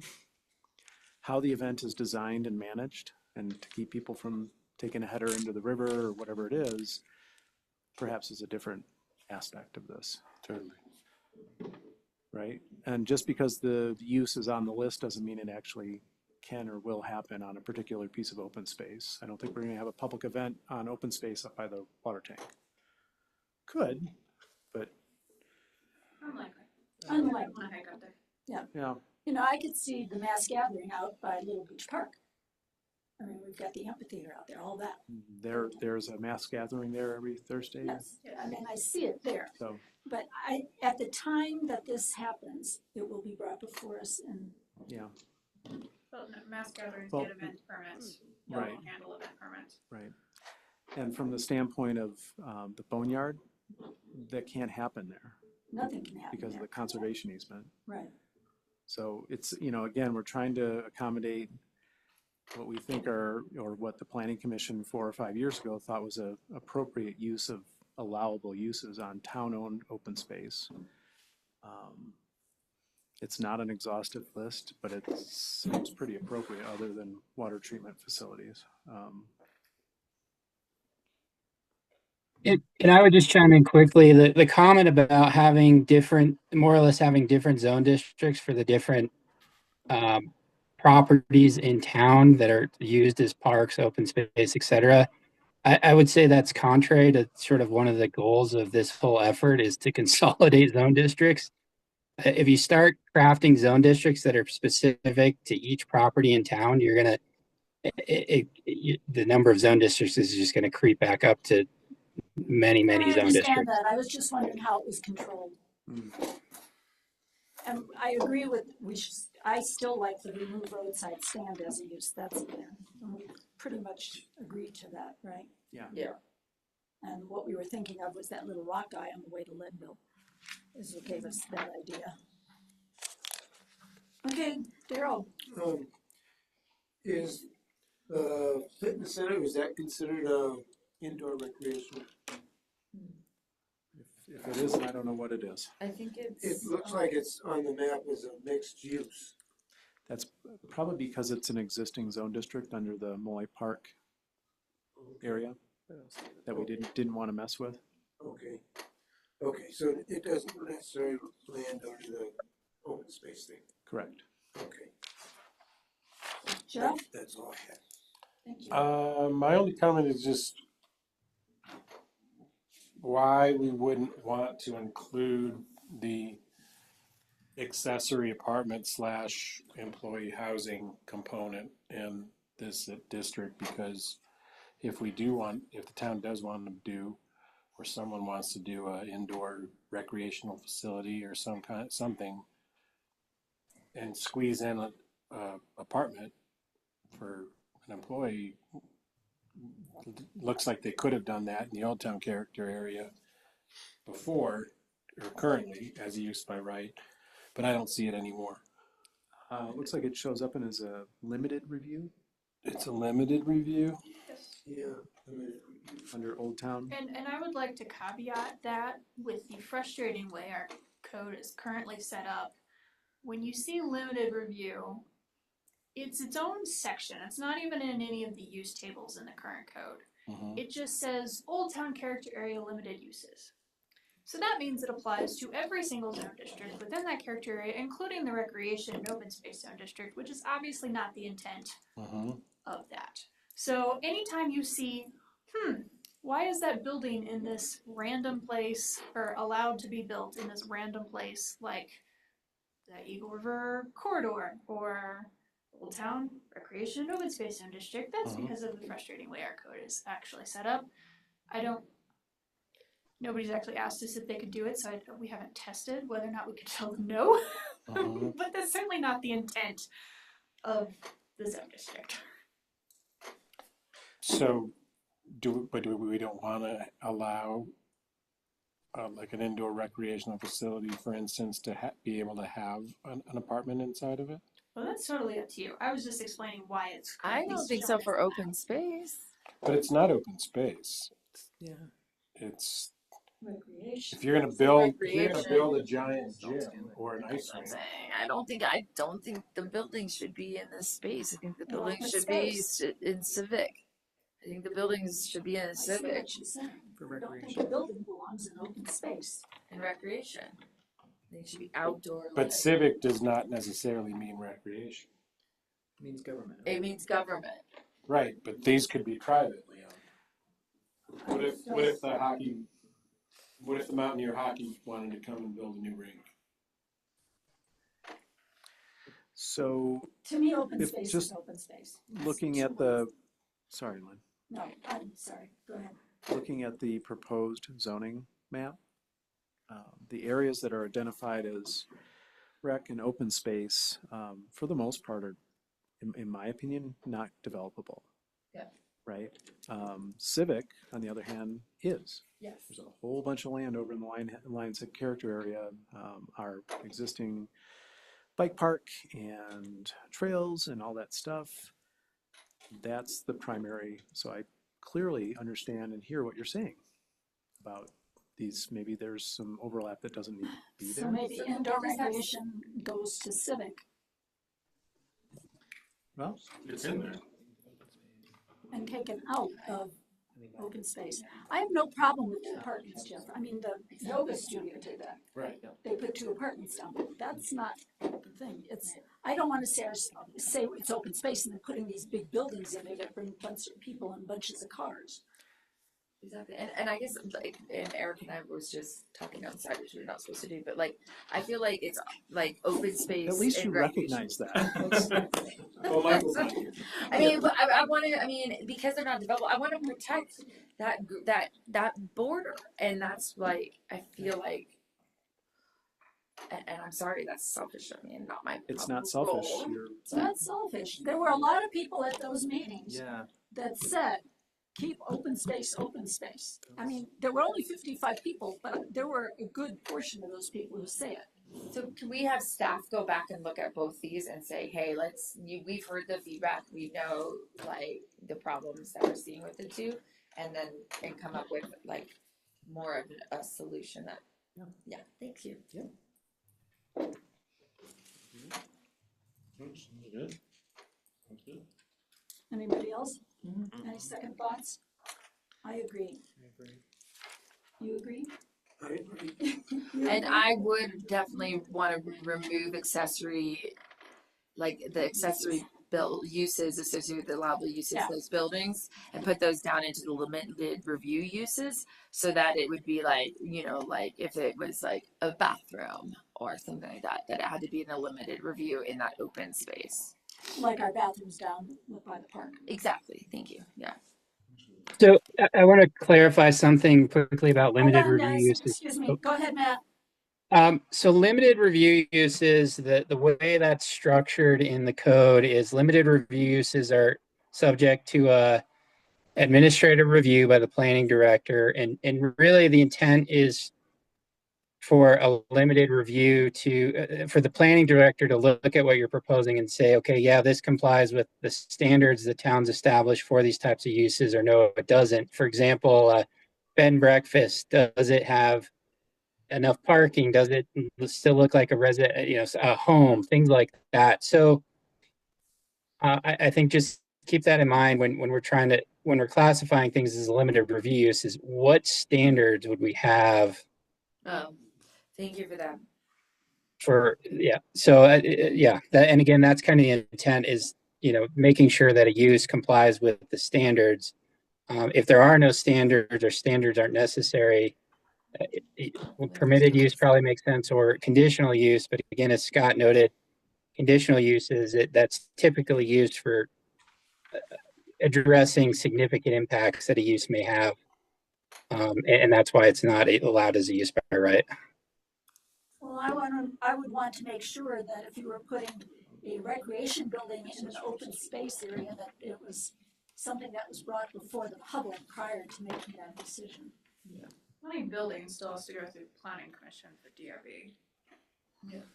I think your language is good there, though. It says accessory uses with allowable uses. With So if you allowable really- use, so leave it Yeah, as. but I think if we go the direction that you wanted of, it's really for open space, then it's like, that's gonna kind of constrain that, right? Perfect. Because it's like, Yeah. why are you trying to build this building that's not really associated with open space? Yeah.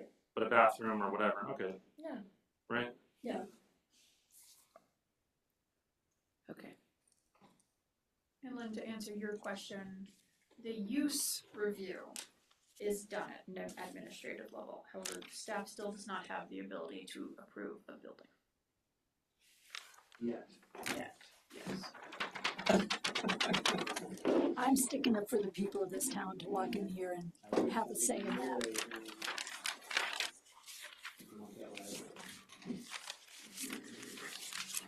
Okay. R2, R1, and here we go. What's that? Here we go. I just have to go back and look at my broom. Okay, which do we want to go, north or south here? Jeff, are you ready? Yeah, I can go. Here you go. I recall I'm assuming that the 2,500 square foot lot size minimum was from previous years' discussions on this board, correct? Which I'm still in favor of. Just to clarify, that came from the community plan, and I'm sorry, it may have come from a previous planning commission recommendation too, but that is the plan. The community Yes. plan recommends a minimum lot size of 2,500 square feet. Yeah. But is that, go ahead, I'll ask my question when it's my turn.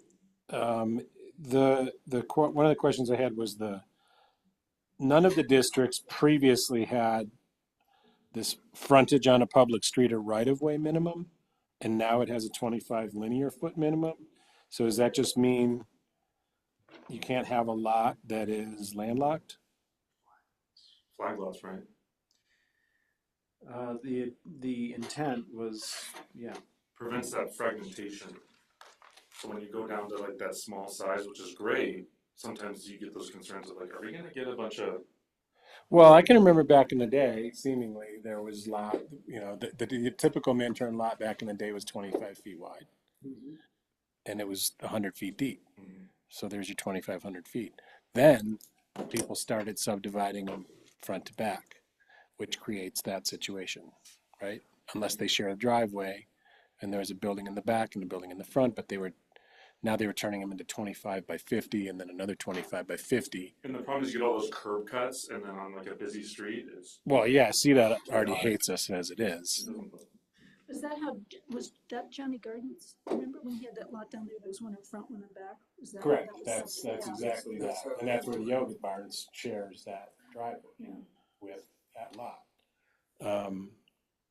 But I'm assuming that's the intent here, right? Of that 25 feet. It's interesting. Yeah, the intent is so you have access to your property from a public street or right away. And so I mean, somebody may in the future sue the town if they don't have access to their property. So that was kind of the intent, and to move away from a minimum lot. So minimum lot dimensions, and I apologize, I should have mentioned this earlier.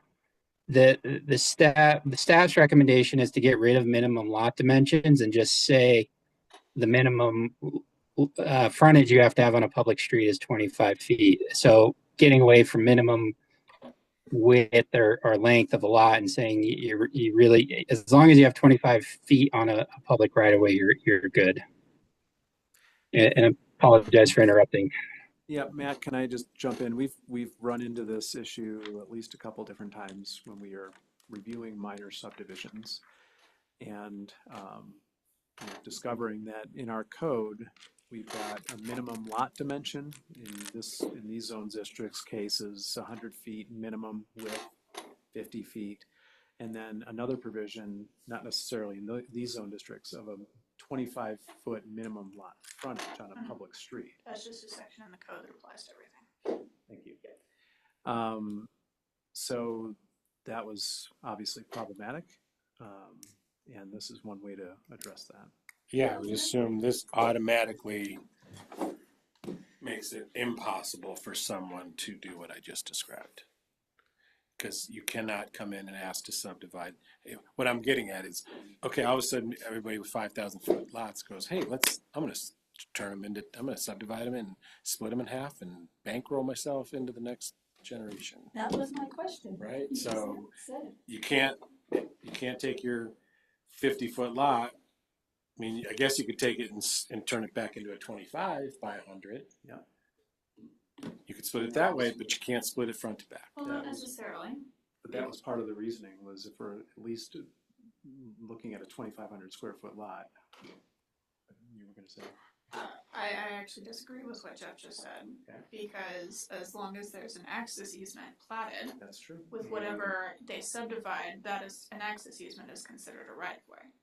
So, But it doesn't meet that code. Doesn't meet the If 25 there's foot frontage. 25 feet and they have an access drive that is 25 feet wide? could be at the lot frontage is 25 feet wide, but then their access is 12 or 20 or whatever. I think it's maximum of 18, isn't it? driveway, yes. All right, so hypothetical, and I like this because I like the way it used to be, and I like the way that people used to describe how it used to be like 100 years ago. When it was 25 by 100, the neighbors would get together and they would say, let's share a driveway.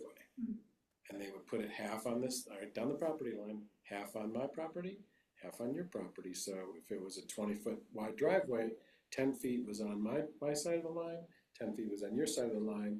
In this case, maybe it would be, they still would meet this code. They still, each of their lots is still 25 feet wide of frontage, but it might promote people to go back to sharing driveways. But the issue with that is sometimes it's not done properly. The people don't trust share me. it. They park their cars on the driveway, making it impossible for the neighbors to get up and down. I have an uncle these in a single tree with a duplex with the property line right down the middle of the shared driveway. He pays a plow to plow the driveway. Yeah. But the woman on the left does not want the plow. She has her own Got it. snowblower. So she puts cones up on the property line halfway down the driveway. Makes it very difficult for the plow. No, this happens on Pine Street. It happens on Pine Street. We're trying to clarify this. We're trying to make it more understandable for No, everyone. yeah, but I I just, don't want to do something that might in the future cause more neighborly problems. 'Cause No, I just know wanted somebody to- does exactly that on Pine Street. I just wanted to One person understand doesn't what want it because they want their snowmobile to go up and down, and the other person wants the lot it clear, right. and it's causing an issue. No, Now's a good time to bring up the fact that 5 years ago, this is a planning commission recommendation. the 25-foot frontage. Well, that's, just need the refresher. I have no problem with 25-foot lots. I mean, No, I it feel like creates more this, density than I personally like to see. But the other question I have on here, I'll get to, and I can talk about that later. But I don't have trouble if it's 25-foot lot. It's like the house on Boulder, or is it on Main? That one that went up on a 25-foot lot. It's a lovely home. Well, keep in mind, it's not saying that you have to have a 25-foot lot, the entirety of the lot. What it's No. saying is you have to have a minimum of 25 feet frontage on a public street to allow for access. reasonable driveway access and curb cut and all those things, and a clear vision area that meets our requirements. And that house did not do a driveway. That house did a garage on the lower level. So I have a question to Claire regarding this. So the way it's worded now is frontage on a public street or right of way. So if somebody had a shared driveway, that driveway wouldn't necessarily be a public street or right of way. It may be maintained as a private access or within a private easement.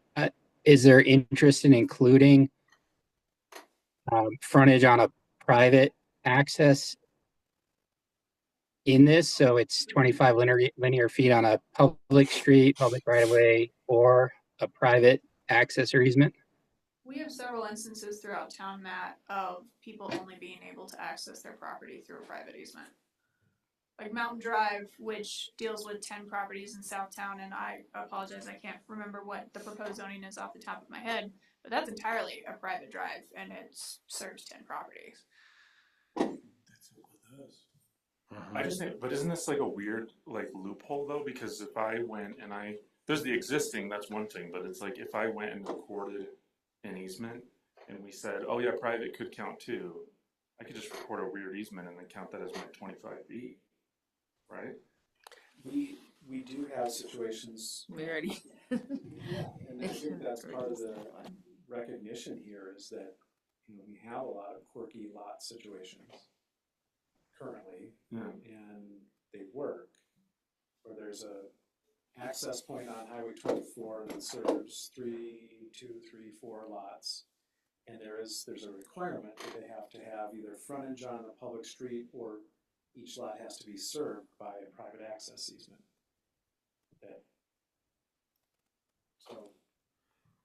So in your interpretation, Scott, that private access easement falls under the term of right-of-way? Because the way I interpret this, if your property does not front, the way this is written, if your property does not have 25 feet on frontage on a public street or right-of-way, to me, this doesn't speak to a private easement. I don't see that in there. Like, I can't read between the lines and find that in there. I look Or at a this private like, easement, that's. because we've seen the craziest subdivisions in this town. Yep. With the funkiest shapes and the stupid stuff that we've seen over the years. And if you could, to your point, if you could meet the code by saying, hey, I have an agreement with my neighbor that he's letting me drive up this 25-foot wide private easement to get back to my property, and that satisfies the code, and I want to subdivide my property, or we're working together to subdivide it to make this work, I don't know that reads that way. Well, what happens if that neighbor sells the property and the new neighbor says, no, you can't? The easements go with the property. Yeah. Easements go with the property. Yeah. Yeah, you can't just sell a property and go, the easement is out the window. Jeff, can I address that? Yeah. So there's another instance where I think we would want to be really clear in our definition section. Mhm. If you recall a case that we dealt with last time or two Yes. meetings ago. Yeah. Those last time. This whole The 10th year. confusion over, is this a public Or street? Private. Is it a right of way? Okay, if it's a right of way, is it a public right of way or a private right of way, right? Yeah, Woody's plat called it a And public a alley. right of way by definition is not necessarily a public right of way. It's similar to an easement. It Yeah. grants rights of access or travel or whatever it is. It has a lot to do with the legal document that's provided. So if we covered that in our definition section, I think that would be one way to deal with this. But what am I hearing you say? You'd be more comfortable if it said frontage on a public street or private access right of way or private? Yeah. I don't know. Like, I don't even know if is this a legal team issue. You know, I just want to make sure that, to Rob's point, there's not a loophole for someone to just kind of go, all I got to do is go down and file an easement, and now I can do some different things with my property that I wasn't able to do before, and it increases the value of my property. Not saying I want to pour water, on that, but I just want to make sure that the intent of, I wasn't sure what the intent was, and now that we've fleshed it out, I want to make sure that we're not leaving a loophole.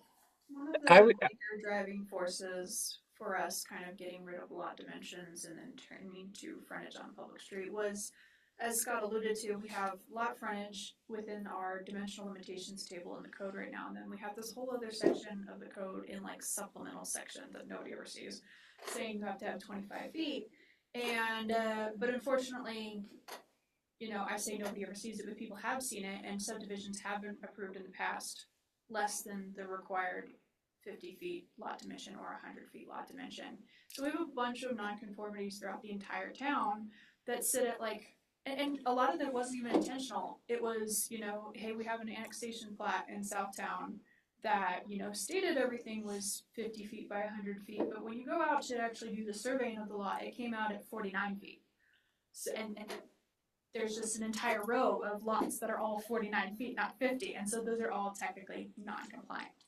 And rather than keep running up against, like you'll see at your next meeting, you'll be reviewing a variance, dealing with lot width, is that it's just, okay, well, as long as we can maintain people having access in a certain size, who cares how big the rest of their lot is? Yeah, and that is the intention That of was this. staff's intention, yes. And to Rob's point, the valuation of land in this town, and if we're trying to move towards smaller lots perhaps, and reducing the minimum lot size to 2,500 square feet, but then we would then require 50 feet minimum frontage, it doesn't That seem to, it shoots itself in the foot. Yeah. and we're anticipating some more subdivision layouts that get creative. Right. And are accessed entirely reliant on private access drives, Yes. right? Yep. And again, I'm all for it. I don't have a problem with it. Just want to make sure that I understood the intention of it. So are you saying if I died and went to heaven and somebody bought my lot, they could divide it in two? Yeah. It's 5,000 square feet, and you can make it 2,500, yes.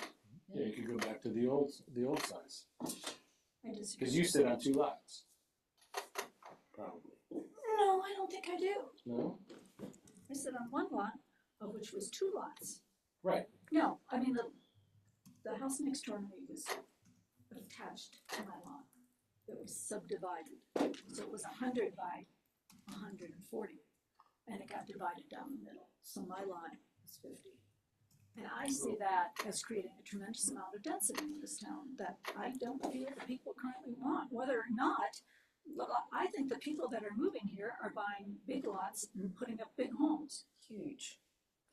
Now, whether we like that or not, I think that's the type of people that, and because the average person can't come here and afford it. Even if my lot was divided in two, the average work person could not buy that lot and do anything. Right. So you're still padding, I gotta be careful what I'm saying, the pockets of developers who have the money to do the things they want to make more money. You're not helping the employees. It's by shrinking lot sizes, I think. because they still can't build on them. Well, I still think you are. I still think if someone could buy a 2,500 square foot lot and put a really small house on it. But that's not what's happening. That's not That's what's not what's happening. happening. Let's just It look can't around happen. and say Because that's we're not. not, we don't have anywhere in town you can do it. Yeah. So that was our whole point, Well- was to say, if we allowed it to happen, then it could happen, but right now it can't happen, so it's not happening. So at some point you have to take a leap of faith and say, if we want to allow smaller homes to be built on smaller lots, then we have to allow smaller lots to exist in our code. And if our fear is now that the town's gonna become too dense with a bunch of little houses on little lots, then I don't agree with that, because that's the way most of the lots in Minturn used to be. It was But 2,500 square foot That's lots. not what comes in on our surveys. People love it for the way it is and for the fact that we have some space. It's like on this, I don't understand why on R1 it says lot area 3 units. Well, we have no definition for what type of 3 units that can be. And yet when you go to R2, and that's on a 5,000 square foot lot. On That's our R2, existing. no, that's on It's on the this. new code. And then on R2, it says lot area per 3 or more dwelling units, 7,500. So why is R1 different than R2? And what is the definition for the types of 3 units? How do you get 3 units on 5,000 square feet with parking? That's a design issue. It's a Yeah. design issue, correct? And so it may not work. But to Jeff's point, there's people that might figure out a way to make it work. But and that's not the But if they're not allowed to density. try, then it definitely will never happen. So we're at The least setting people that live in these single family areas, myself included, do not want that type of density. What's wrong with a +1 though? Even if you're not going to accomplish something more I affordable. have no problem with a house with an accessory unit. Yeah, but That's if we went, say you're at 5,000 and we went to 2 lots with 2 small homes, like what's the harm in another household? What's the harm in another person? Isn't that bringing a benefit to us in general? I mean, that's another person living and working in the community. What's the When you have short-term rental, we've got restrictions on that. And breakfasts and What's wrong with that? uses. Like what's the Shared driveways. Shared driveways have caused trouble in this town forever. right, but if you have one family and we went to 2 single detached homes, it's always phrased as a negative, but like Because there are people who love to have that open space, and if they're in this building next door, that's imposing on them. If you move it into I see it no problem if you're talking about a new development, starting from scratch. But if you're doing it on some place that already is not built like which is that, all of these lots. then I see it as creating issues. But I just think, like, I guess, just my perspective is not being here for very long. Like, what's interesting about this town is we do have the density, and we don't look like Vale, and we don't look like Eagle or those newer areas because you have higher density. And that's kind of what makes it interesting. It's like, oh, this town, it's like a town. I don't think with all the new development coming into this town, and people will say, well, it's not here yet, it's future. If you figure out the 39 at Minturn North, the 42 at Midtown, the 40 or 41 at Belden, infill in those areas, okay? And then you go down and you talk about 120 units in Malloy Park, the possibility of 200 units at Battle Mountain. And then who knows what's going to happen with the rest of it. You're talking about doubling the size of this town. And to me, we've always talked smart growth. We haven't even had the chance to test any of that. We're changing this to create more density until we find out what kind of traffic or problems the first 500 create. I just like love this discussion because it's like the existential discussion of America right now. And here's the thing though, and I'll say it and we're in a public meeting. When I look at Minturn North, I'm like, that doesn't look like Minturn No. because it doesn't have the density. It's failing. It doesn't look like a traditional neighborhood. It looks like a suburban neighborhood. That's the failing. So it's like, you're like, I'm afraid of the density, but I'm like, but look at, if we don't do the density, we get something that's kind of alien to what we used to do. But my block is It's all way more dense. No, I have a 7,000 square foot lot. Yeah, but with very minimal setbacks and. No, my house is set dead center. I have 11 feet on each side. I have approximately 20 feet in front, and I go to 140 feet long. My lot is 140 feet long. That is not a lot of density. My coverage between that and my garage is about 2,000 square feet, because my house is 1,340 and my garage is 489. And the problem that you see, Lynn, is, and you know this, is that if you were to sell your lot today, the person that came in to buy it at the price that it's valued at would probably not, it wouldn't be very smart for them to build the same size small house that you have on it, because it would not maximize their investment in the property. So Well, but they could we've put, priced ourselves into a point where we've created the monster that we are in. I don't see a 25-foot lot with a small home on it coming in any less money than what it costs that on that. It I mean, has it's to, $1.5 million to $2 million to do but that. it has to, because And that's your not cost per everybody square else. foot is your cost per square foot. Right. And if you have an 8,000 square foot lot with a house on it, then you're gonna get 4 times the price of a 2,500 square foot lot. Because even if they plow your house down, it's the cost of the land. So the cost of your land per square foot is worth X. And that X goes times 2,500 times 8,000. That's what the market says, right? So if you can't make it a little more affordable for someone to buy something small, then you're just kind of saying, all right, well, then I'm just giving up. Like, we're just gonna let all the big developers with all the people with all the money buy all the lots when everybody dies and goes to heaven, and they're just gonna, I mean, you see every plan that comes in. Yeah. It's 27 and 11/16 You're high, changing my mind, and it's Jeff. right- You're right to changing the- my mind. it's right to the front setback, it's right to the side. So But you're- let me play devil's advocate. If you have a 55 or a 50-foot lot with 5-foot side yard setbacks, and you have a big house that's built right to the 5-yard setback on this side, and it's built right to the 5-yard setback on that side, and it's built to the setback in the front and the back. And it's this huge house that's 28 feet high, and there's a family of 10 living in there. And they've got all their cars, all their kids turn 16, and their cars are all over the place. Is that any different than if you had 2 little houses, still at that same 5-foot setback? On this side, there's the other houses over on this 5-foot setback. Guess what? In between them, in the middle, is 10 feet.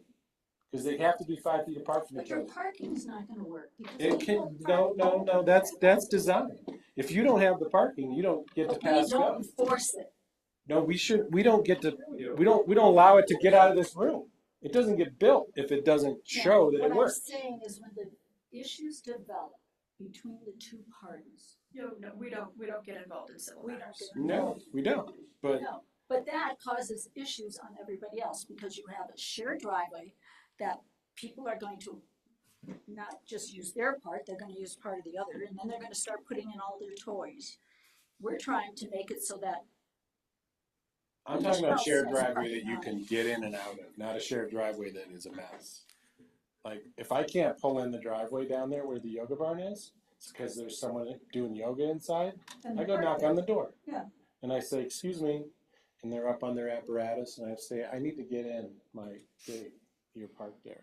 Right where all the paint is, it says no parking, I need to get in there. Okay, well, I'll be done, no.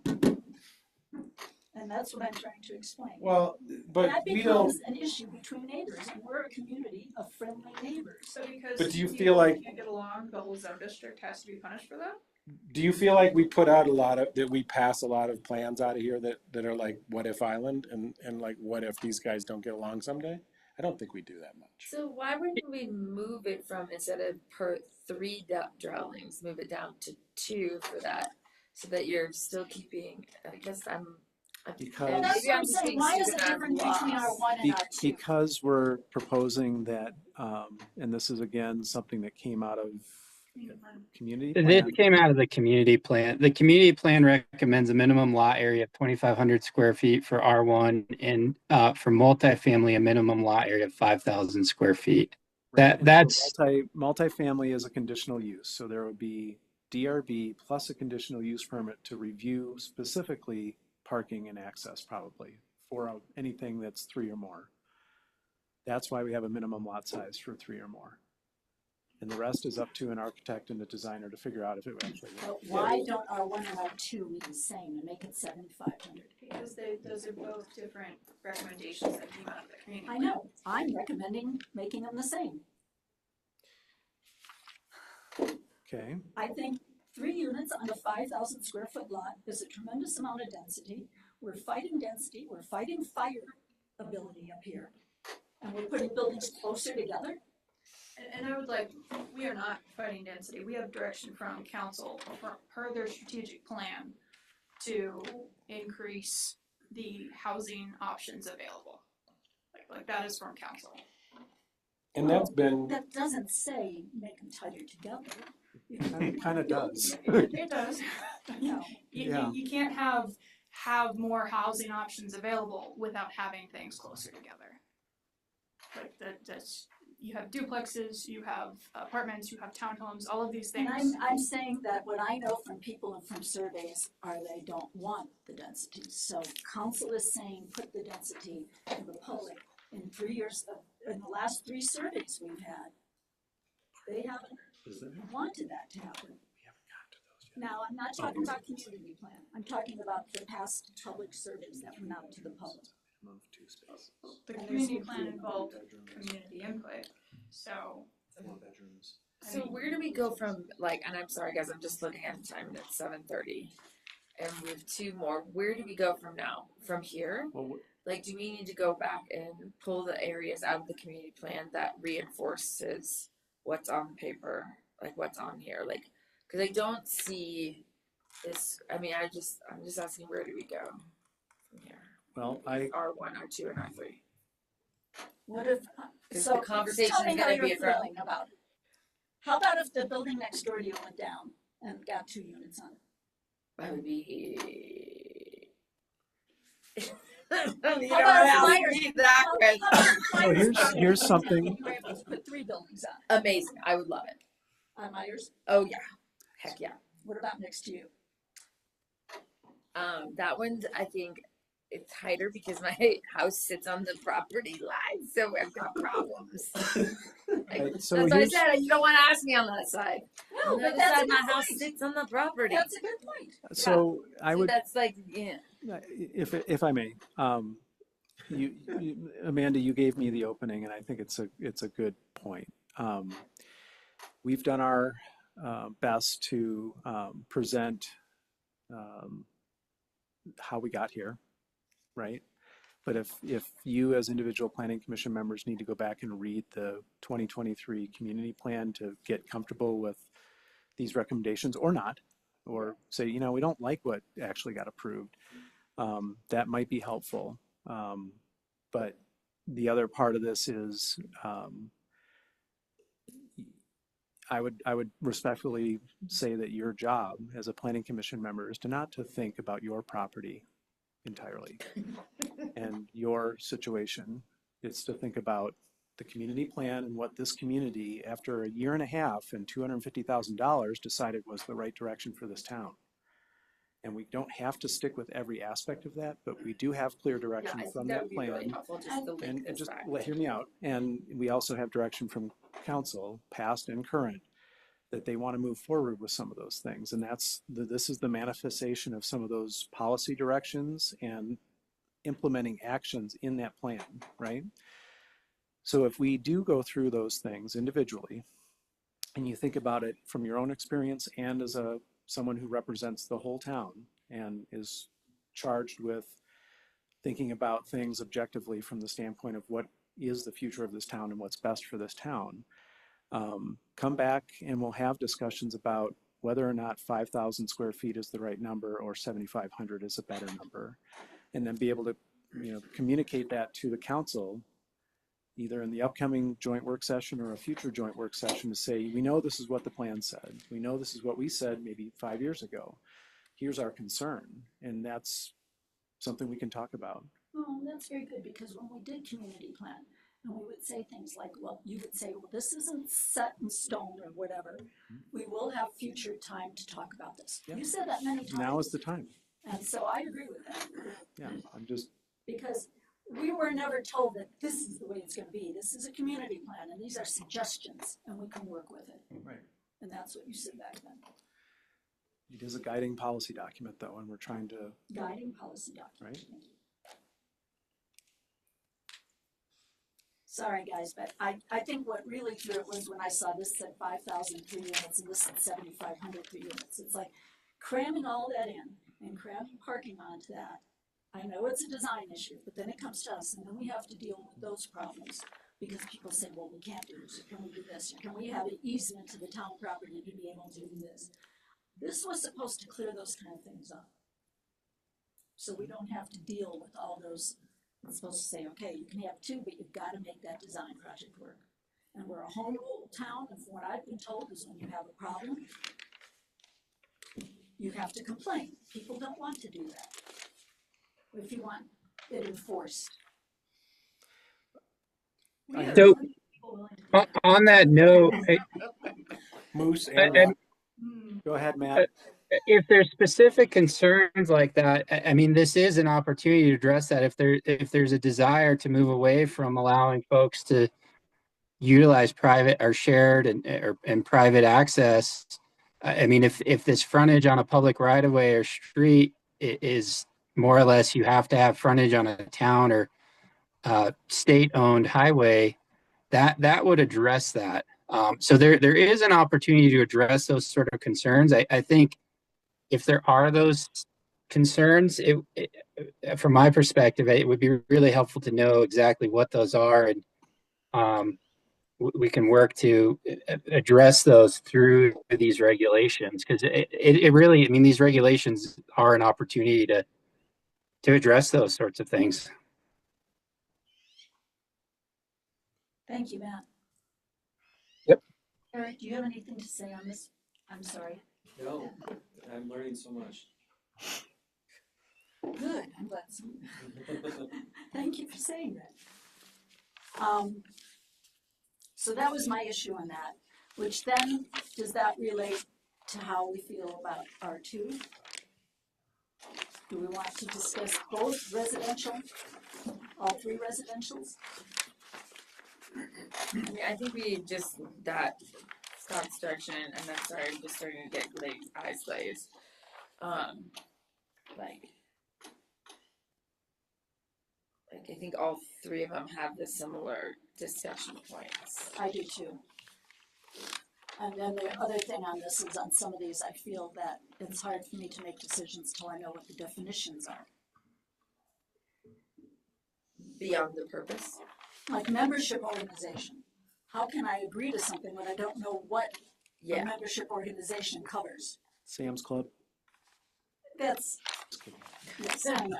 Well, you know the issue we've had in the past. Yes, think I do. we need to clarify that very well.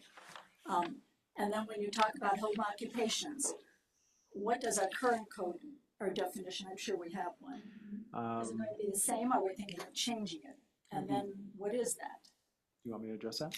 Sure, if you can right now. Yeah. So home occupations, as they're defined now, generally are businesses like an accountant or a private sector planner or a Something consultant. that doesn't who- bring people to the property. Correct. Okay. They may on occasion, but it's not part of their business. They don't store trucks at their site. They don't have employees coming and going or clients. Home business, on the other hand, is more intensive and would include people that have employees coming to and from their site or clients or, right? So. And I don't see those definitions changing significantly, but maybe getting clarified. But I think membership one occupation needs to be very definitely studied. So Matt, what do about you- like, so hair salon, like, because we do have people that do like hair salons, which would be under that definition. Would that be a home business? But right now they're operating more as a home occupation. Permitted uses. Home business licenses for all sorts of businesses. Okay, so okay, so we do have like, because I know there's a couple hair salons that like actually in people's basements or in Really? people's Where are garages. they? We'll go find them. I know it. I know of it. I mean, I'm serious, but I'm kidding. I've almost gone You there. probably know of it. Yeah. But yes, we have home But business that's- and home occupation licenses. Okay. Obviously, it's I don't hair. know where those are. Because I do my own hair. Okay. Scott's got a Hence great the- barber, ask him about it. Yeah. Her name is. Oh, never mind. No, don't do that. Don't do that. Okay. So we're gonna go back and look at the community plan, and you guys are going to also assist us with making some of those connections. As a reminder. So is there a certain section in the community plan that you can recommend? Yep. Chapter 2 is where you need to, or excuse me, Chapter 1, smart land use and practical zoning. That's where the adventure begins on existing zoning and recommended zoning and the thought behind, according to the analysis that was done by SE Group and staff and the Planning Commission and everybody that was involved. So. Okay. Anyone, I don't think, do we have any copies of this available? They're all online. They're all online. That was ridiculously expensive just to print the two we have. You know, I think that's part of this, Scott, is we had these three open houses. People came in, they went direct, and I was at all three of them for all 3 hours. They went directly to the board that related to their home. Understandable. They didn't really go through and see this. And I really feel that the shrinkage down to a lot of 25 lots everywhere in town would create an issue. I think if it was something that was presented on a new development, it might not.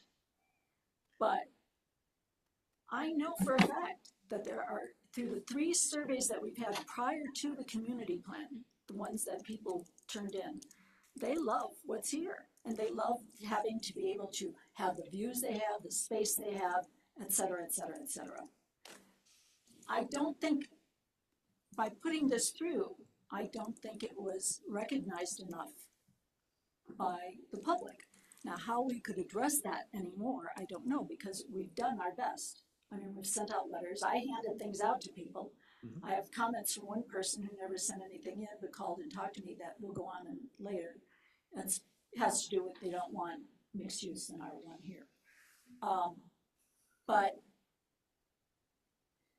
I don't think this has been publicly presented enough for people to actually give their opinion on it. So, sorry. Go ahead, Matt. I don't know how we do that. I was just going to say, I mean, to that point, so again, a lot of this is rooted in the community plan. A majority of the direction, and I wasn't involved in the community plan, so I can't chime in on how many people were involved and what are these recommendations people agreed with or didn't agree with. But from my perspective, and when I work in communities and they're looking at doing a community plan or comprehensive plan update and then a land use code update, the community plan is really where a lot of the community engagement and input occurs. It's talking to folks about what their vision for their community is. And ideally the plan sort of encapsulates that or encompasses that. And then you take that direction and your land use code is really a tool for implementing the vision that folks want. And so that I would say that's what we've really tried to adhere to is the direction we have in the community plan and using the code, this effort, the code update to implement that vision.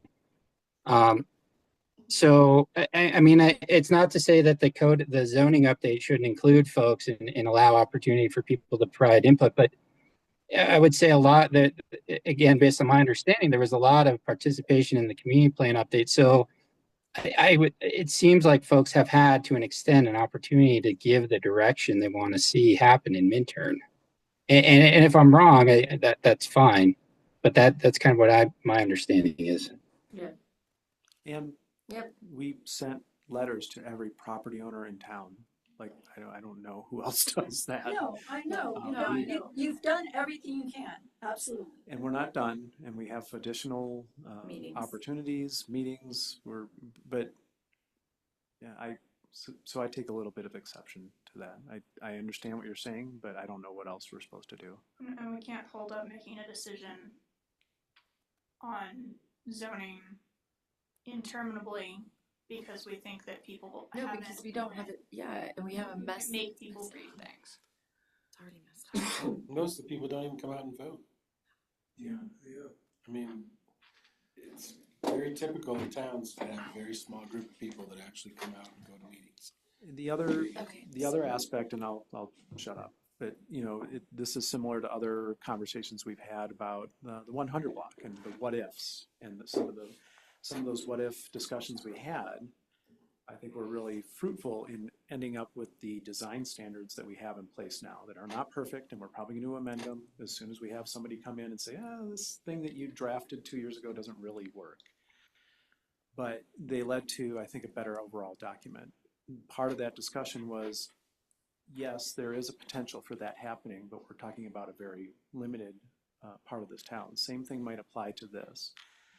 If it does ultimately get adopted where this zone district R1 would allow for a minimum lot size of 2,500 or a minimum lot size of 5,000 for a multifamily structure, and it becomes a design issue, there's going to be, I would say, not that many instances where that happens. That's in the what I next think, too. 15 to 20 years.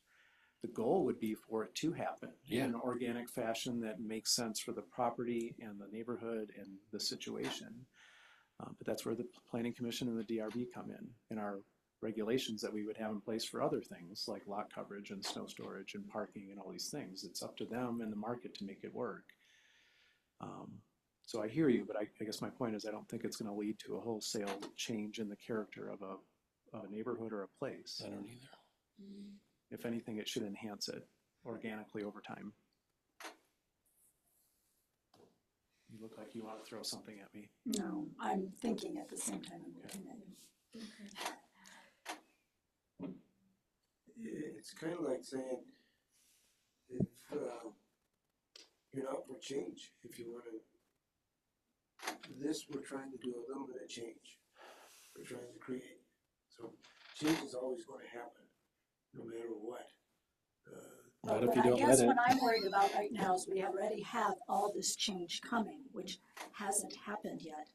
And if we talk about smart growth, how does that work if we start allowing everything to do that? But that's assuming that all of what you've approved is going to happen. And it And I may don't not. think that's. Yeah. How long have we been waiting for so many things to happen and they just don't happen? I mean, I'd like to get this in place so that, like, I mean, again, I don't know. I can't talk out loud. Well, and we all have our own thoughts, so Yeah. let's reread the community plan. I mean, I wish we could have applied the community plan. Right. before certain. And I wish we could get more people to come in.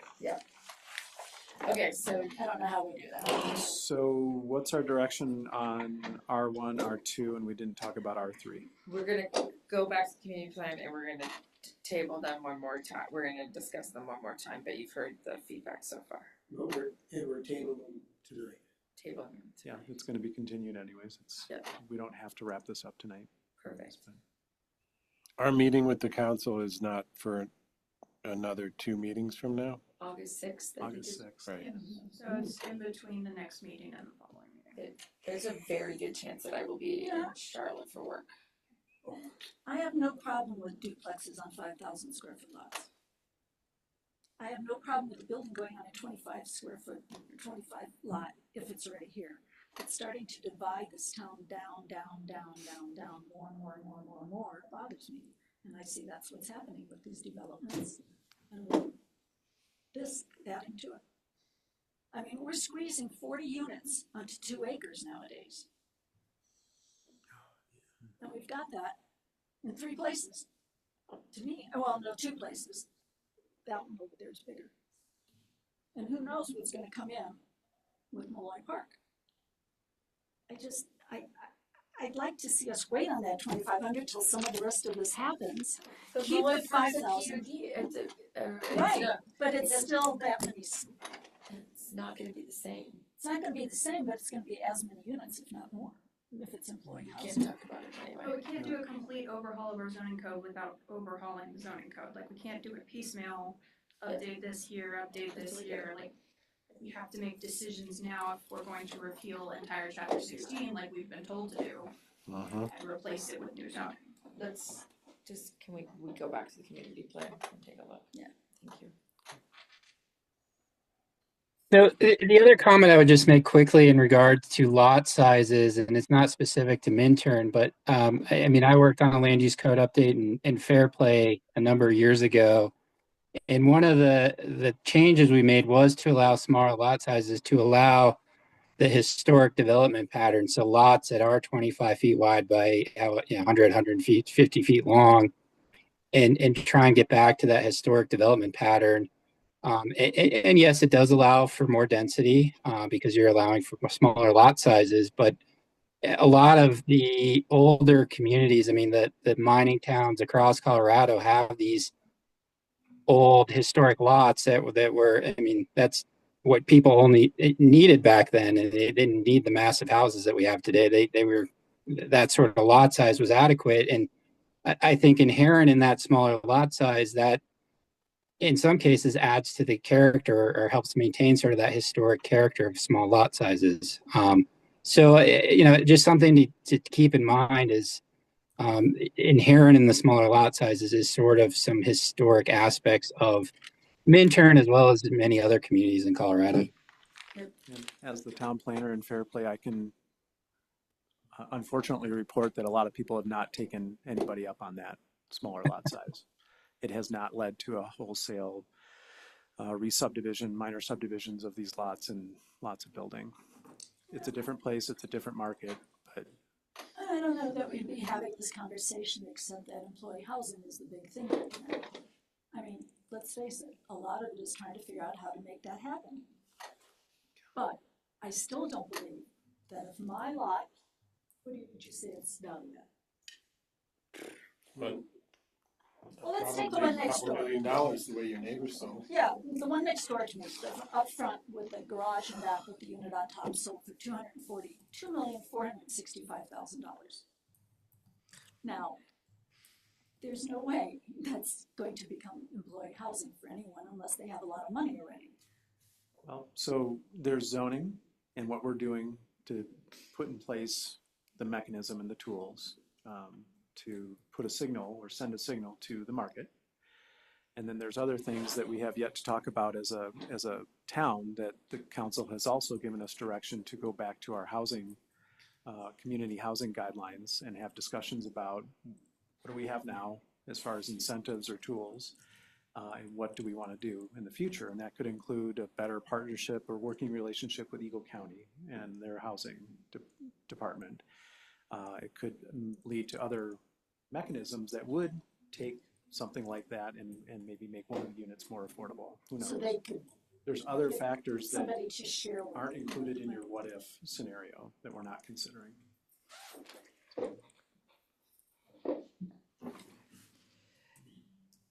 I mean, trust, it's very challenging.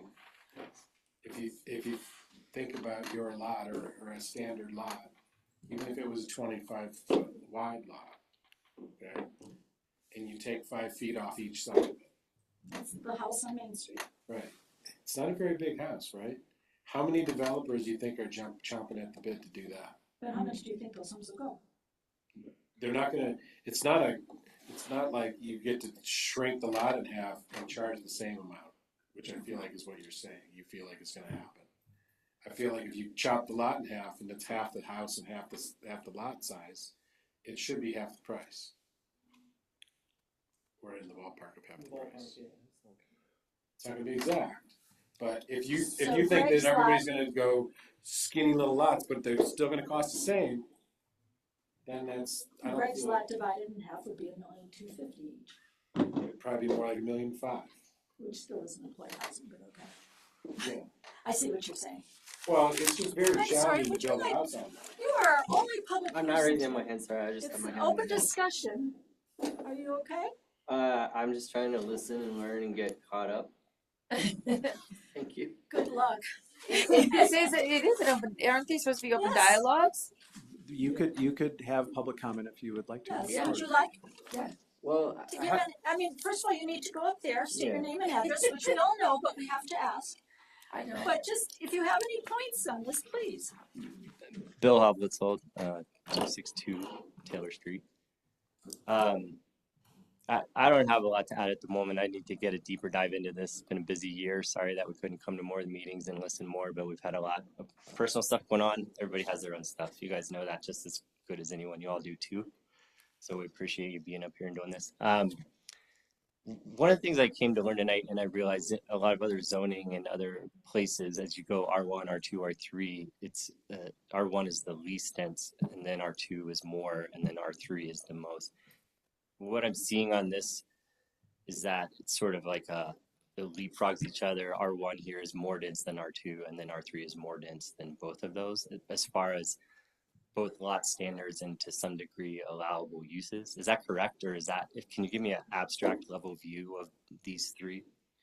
Sure. So R3 is that's the Martin Creek area. It applies to I believe 3, maybe 4 lots. They're 2 acre minimum, and you can only have I think maximum of 2 dwelling units per. So it's like very specific use So- case, not a big deal for the rest. Yeah, Just how the so- action is happening in R1 and R2. That's what I see as the least dense, whereas R2 is slightly more dense than R1 is the most dense, because that's this historic neighborhood. So that's the way I've been viewing it. That is true. Okay, thanks. That's really R2 helpful. is considered the most dense. No, No, R1 is. But in a common definition, isn't R1 supposed to be the least dense, like you're saying? It doesn't. It doesn't I have to mean, be that I way. think any town Okay. can do it how they want. I'm just used Yeah, to seeing no, it that way. absolutely. So I wanted to Yeah. make sure that that's not, or I just wanted to clarify what we're doing here. We're in turn, we do things differently. Halloween's on the 30th, Bill. That's all I got for now. I appreciate the lot size discussion. I'm trying to think of old places in Denver and other places that have shotgun houses, which is 25 by 100. And I think a key factor in a lot of those is that most of those neighborhoods are built with an alley access a lot of times, and they have vehicular access on the back, and they have no driveway on the front. And to some degree, that's possible on Pine Street or Boulder, Boulder has too, but other places that doesn't quite work in this town. So it's. Do you know where the one is on Main? Yeah, you still live Right next next to to the it. I serve Victorian, one of those the little places. purple Victorian house. Yeah. It's just to the south. Mm-hmm. Yep, that's 25 foot. I just looked it up. It's 2,300 square feet. It's assessed at like 2.2. The Hobbit House over on where Brett is living. It's one of I don't know if you guys know that house, the Little River Rockstone and like Cedar Shake Shingle on Taylor Street. It's right next to the Patricia's house where they had the old house torn down that was condemned. Yeah. That's 25-foot lot. Those houses, I think under current will have, if they try to rebuild, they're constrained, I think, to a 15-foot structure width at that point. Mhm. Would that be right? Yeah. Yeah. Which is what that is, I think. Yeah, and what I think that works. I think places like Taylor and some of the other stuff downtown where you don't have this dual-sided lot access, where you're going to have this like old city that we like to think about in Boulder and Denver, where the cars are in the back and you have a front porch. It's not going to end up happening on those streets. It's just going to be garage, and that's fine. That's kind of the way Taylor Street's going anyway. But so to me, that skinnier lot size I think is a viable option. But clearly, there's some more sausage to be made, in the words you checked to me one time. Sausage. Love the sausage making. Around that, but yeah, I don't.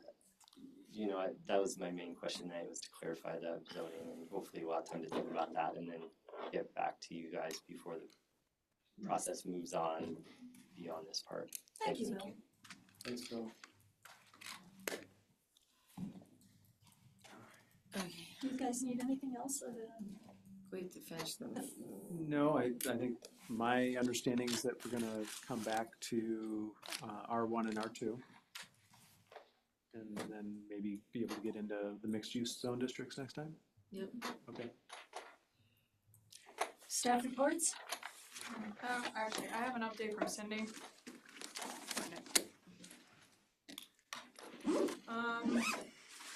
concerns of DDA. Sounds like we are a go for the week of 10/20 for the DDA Plan of Development Workshop. Ayers and Associates is inquiring if we have a preference on days of weeks. Days of week, we could do Monday, Tuesday, Wednesday, or Tuesday, Wednesday, Thursday. So far, the DDA board seems to prefer Monday, Tuesday, Wednesday, so that's what we're leaning towards right now. She also likes that option because if they need more time with staff, it allows a buffer for that. She should also clarify, or she also wants to clarify that we don't expect any volunteer to be in attendance for the full 2.5 days. She'll be working with Ayers to come up with a detailed schedule to determine which stakeholders should be attending which sessions. More to come soon. She just wanted to provide the update. Okay, Jeff, Scott, I have nothing. No. Planning Commission comments? None here. None here, Jeff? No, nothing tonight? Okay. Future meeting, July 23rd, who will be here? I'll be here. I'll be here. I will not. I'll be here. I will not, which is unfortunate because I know we're going to be talking about sausage making. Yep. Jeff, Amanda, Eric, Lynn. We don't know about Michael. He didn't say at the last meeting that he was going to be missing the 23rd. I think he's hoping he can get back to work real soon, so. August 6th, joint work session. We talked about that being low. Somebody couldn't be here. So I'll be here, but it'll be by Zoom. There's just a good chance I have to go down to Charlotte the 1st or 2nd or 3rd week in August. So, Oh, but thank you so much for doing Zoom. but I'll just be on Zoom, and it's Eric? Charlotte, so it's I should be here. there. Yeah, I'll be here.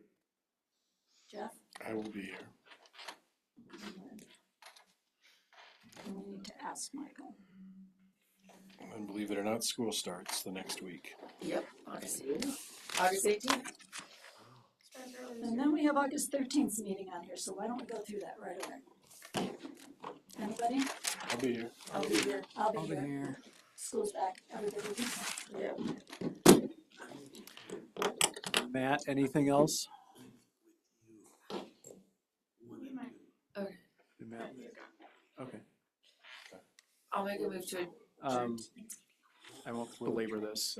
We're going to continue to work behind the scenes on, we're starting to work on development standards and use standards for things like limited review uses. And so we're not, once we get through this and get to a point where we're comfortable with zoning, we'll be able to move into development standards and things like that. Thank you. Thank you. Motion? I make a motion to adjourn tonight's meeting of July 9th, 2021. Second. I'll second. Motion by Amanda, second by Darrell, all four. Thank you. I have a question for you.